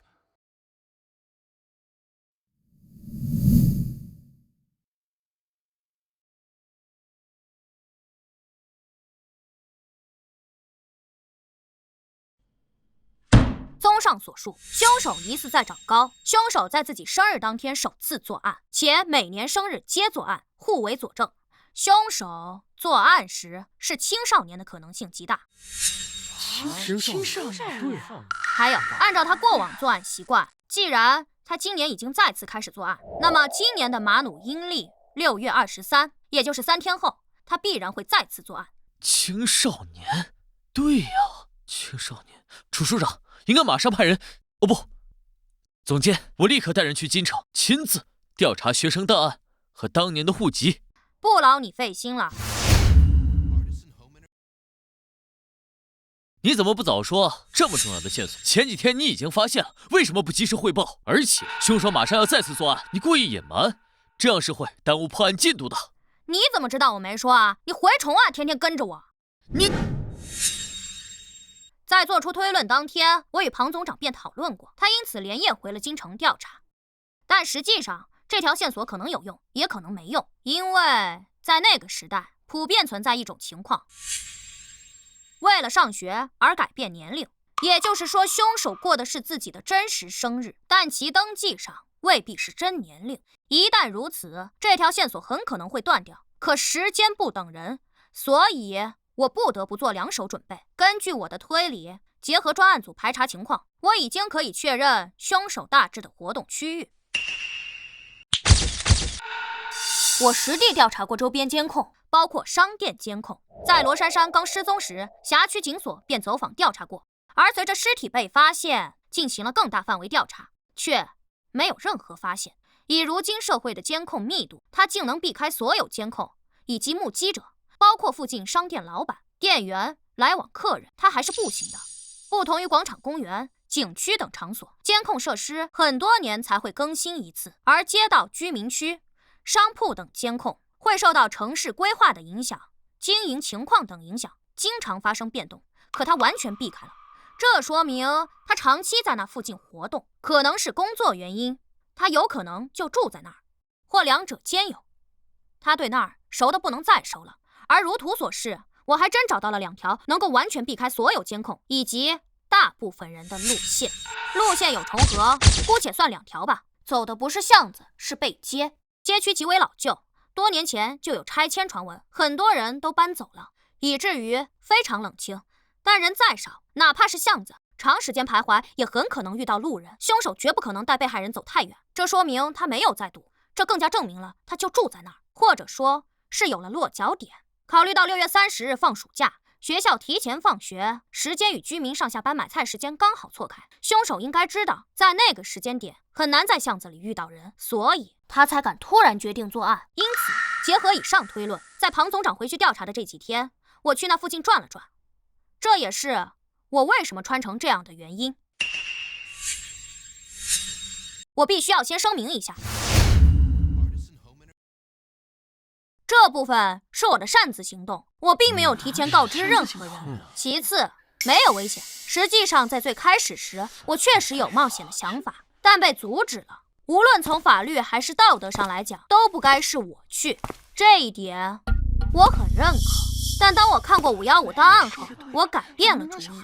既然凶手如此追求仪式感，那么距离他生日太近的时间反而不会有所行动。我的目的是想让凶手注意到我，哪怕只是远远的看我一眼。我这副装扮本就很吸引人，哪怕就算是普通人都会多看我一眼。2个问题，你问。第一个，就算没有危险，那你又怎么保证凶手当天正好会下落，而不是去其他地方？第二个，就算他看到了你，就像你说的，正常人都会多看你一眼，那你又怎么能认出真正的凶手呢？简直是荒谬。第一，专案组在主街那边排查，凶手大概率会关心进度，但他连挑衅警方的事情都做得出来，我不觉得他会躲出去。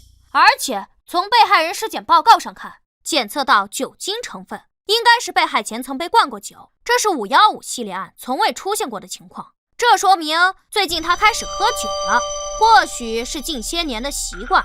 再考虑到他是遭遇变故才再次开始作案，他甚至已经开始酗酒，而与尸体一同被发现的还有一颗烟头，这说明他既抽烟又喝酒。他总要下楼买吧？刑事侦查不试试怎么知道？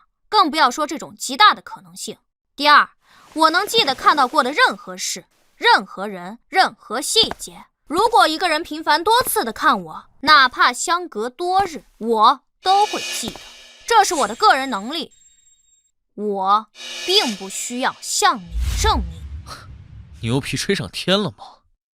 时间差不多了，那我就加快讲一下。在今天上午，我再次收到了庞总长发来的调查档案，这次一共有3份，其中这一份，这个人就是凶手。凶手？他就是凶手？他是凶手？在京城附近周边地区，同年同月同日生的人有很多，但庞总长的调查是仔细的，在他那一步就为我排除了许多。虽然有的人年龄与生日符合，但长期在其他城市活动，不论是手机号还是信用卡都可以证明其近些年并不住在槟城。还有的上大学的、开公司的、早亡的等等。排除很多后，他前后一共给我发来了8份档案，每一份都有问题。比如这一份，卓磊，男，1986年公历7月29日，阴历6月23，曾就读于京城高级学院。2004年5月26日，因故退学，当年18岁，正在上高3，距离毕业考试只剩下1个月。而他的身份信息到2008年初后再也没有使用过，手机被停机收回，没有购票记录，也没有办理过银行卡。我认为凶手是舍弃了自己过去的身份，通过了一些非法手段获取了新的身份。等等，好烦呀！你刚说这8份档案都有重大嫌疑，那你怎么确认那他就是凶手呢？那你记不记得我才说过？我记得，这是我根据凶手18岁时模拟画出来他如今的相貌，这能让我更好的回忆。考虑到被害人的体重、凶手挖坑埋尸等情况，他身体应该不错，不会太胖。我画的稍微有些发福，也能更好的看出来符合中年人的面部情况。而这个人我曾见过。4天前下午3点半左右，3道巷，我在将瓶子递给环卫工时，他从巷子尽头梯子路口经过，身穿灰色上衣、绿色长裤，正在打电话，曾看向我。还有3天前10点17分左右，他正在九干街正恒五金店门前正在抽烟，并看向我。还有今天上午南道街街角的炸鸡店，我才吃完饭出门，他与我擦肩而过，撞了我一下。另外他还有一辆车，曾停在五金店门前，以及出现在了炸鸡店附近路边。但我不觉得他第3次是跟踪我，不然早被我发现，应该就是又遇上了。他注意到了我，至于他为什么撞了我一下，我很难揣测他的变态心理。你这是在讲故事吧？这些可都是你的个人记忆，你只是记得，那证据呢？想要证据是吧？我满足你。我根据凶手的车牌号以及五金店牌匾上的电话号码做了对比调查，车主与店主是同一人，这是他如今的户籍信息，名叫丁瑞鹏。通过网络追踪，我找到他的社交媒体账号等信息。我虽然坚信我的记忆，他现在的户籍照片与我画的极其相似，巧合的可能性微乎其微，但抓他只有1次机会。我还需要更确凿的证据，比如这个，这是他去年7月28日的社交动态，却不是他如今证件上的生日时间，而是马努阴历6月23。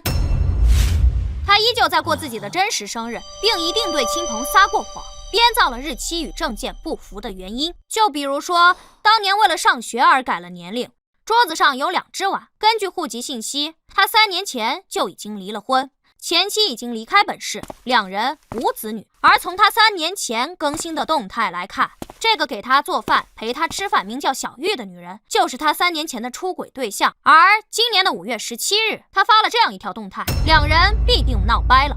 虽然无法知道具体发生多大矛盾，但这不重要。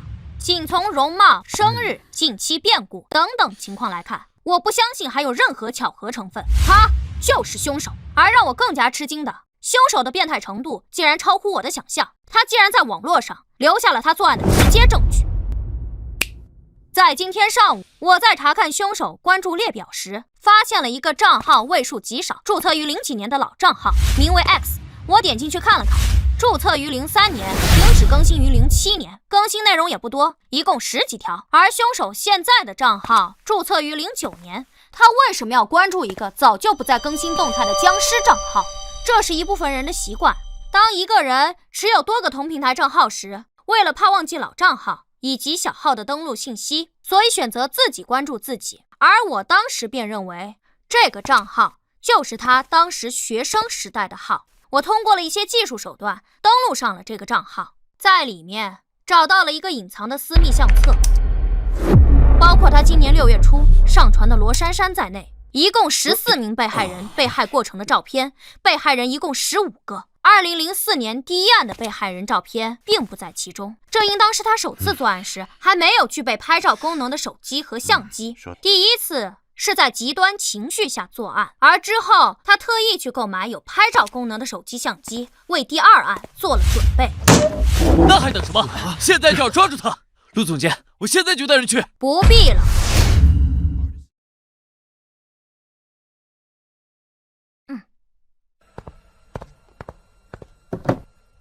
专案组已经在行动，滨城刑侦总队刑警吴新言，重案1组组长、副总队长孙猛，滨城三龙警所所长魏庆年，金宁省警视厅副总长庞海，以及多名三龙警所警员已将嫌疑人住所包围，即将采取抓捕行动。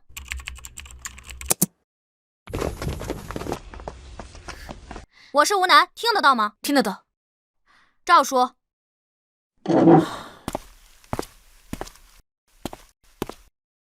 我是赵成龙，收到请回复。收到。现场情况如何？已经勘察周边地形，并且向社区了解过他的近期情况，封锁了2个路口，对嫌疑人房间进行了隔窗侦查。目前只观察到嫌疑人1个，未发现其他人员存在，无法确定嫌疑人是否持有武器。随时可以开始抓捕行动。行动。是。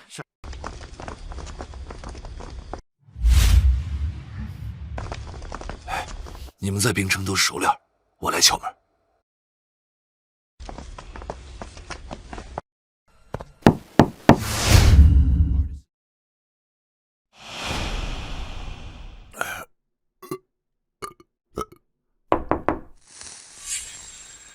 谁啊？水务公司，之前给你打过电话，换智能水表的。来了。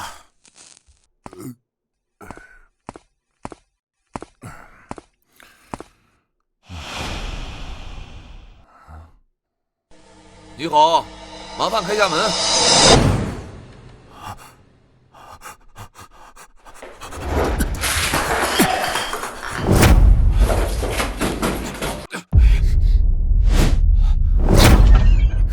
别跑！小吴，这边。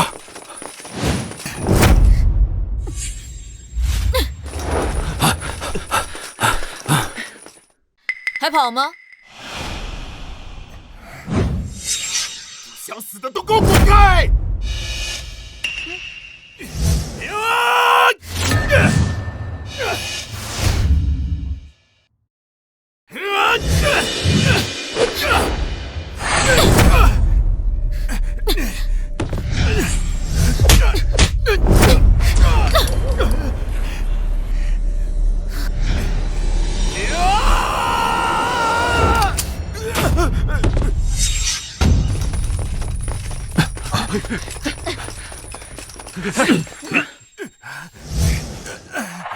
为什么要跑？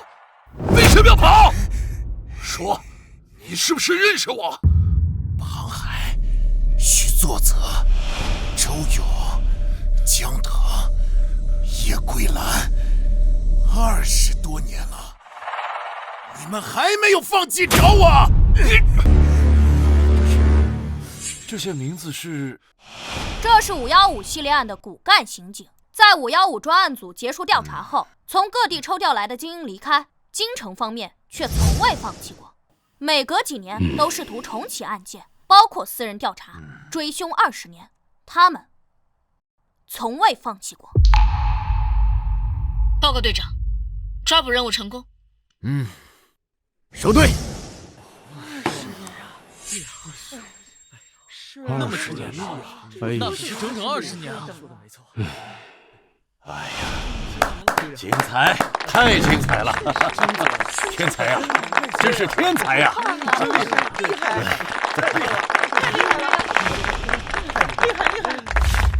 太棒了！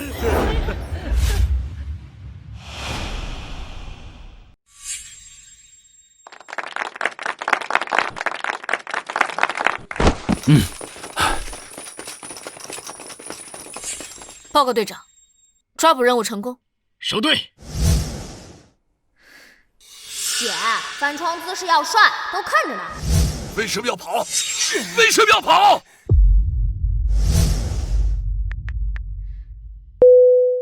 喂，姐，怎么了？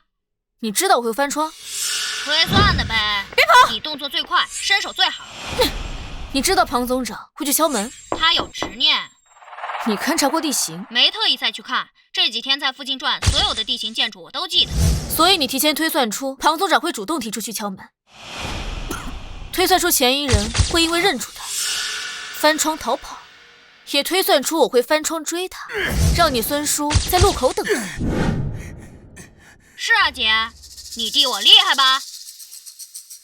小南，怎么了，姐？你忽然间让我觉得很害怕。害怕？怕什么？放心吧，姐，只要有你在，我永远都会是个好孩子。我是世界之王，世界之王，世界之王。哼。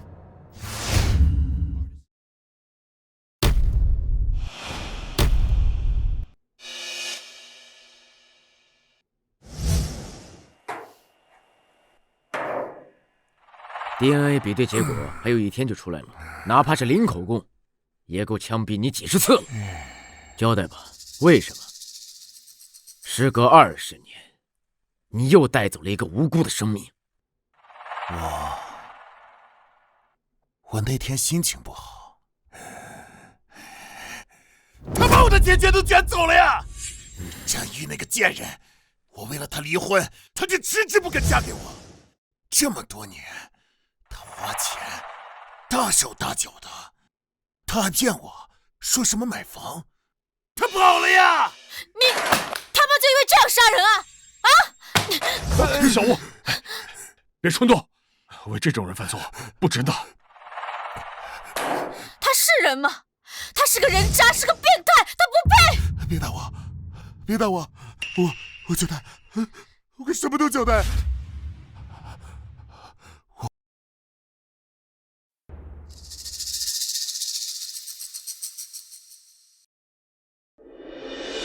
凭什么？我又做错了什么？他们根本都不要我。那个贱人，他宁可把钱给那个野种花，都不愿意给我交住院费。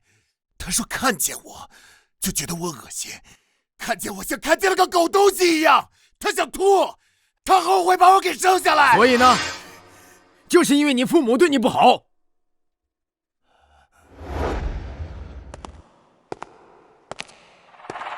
从小你父亲对你频繁的家暴，甚至在你毕业考试前1个月把你打得住了院，让你被迫退了学。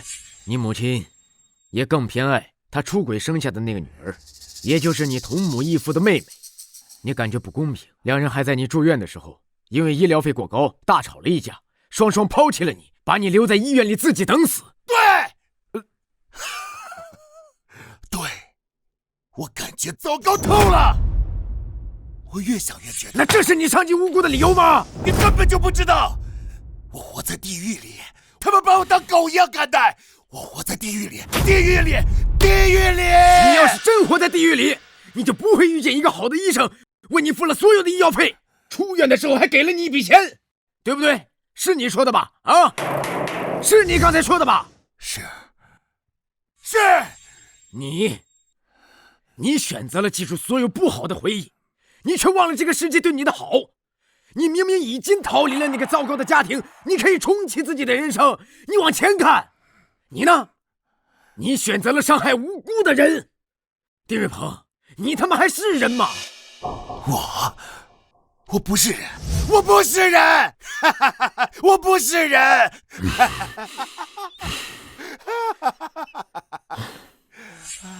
第一案后，为何还要做第2案？紧跟着后面所有的案子，把具体情况说一下。为何？为什么？愉快呀，非常愉快，这种感觉我从来都没有过。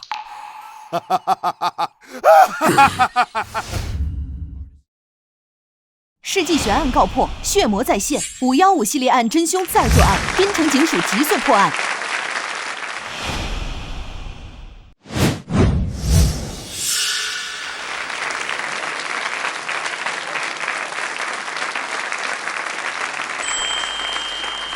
哎，那个吴警官，怎么了？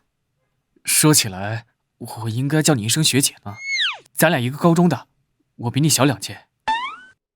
是要我电话号码是吧？小南跟我说了。不是，我不是要你电话。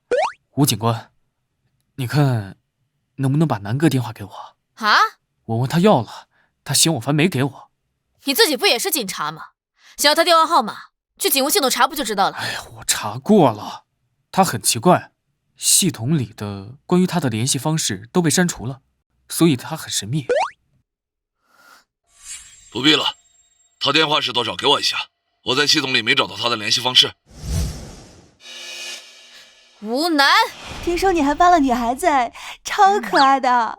对呀，带上嘛，带上我们看看，我们都没有看到，带上姐姐拍张照好不好？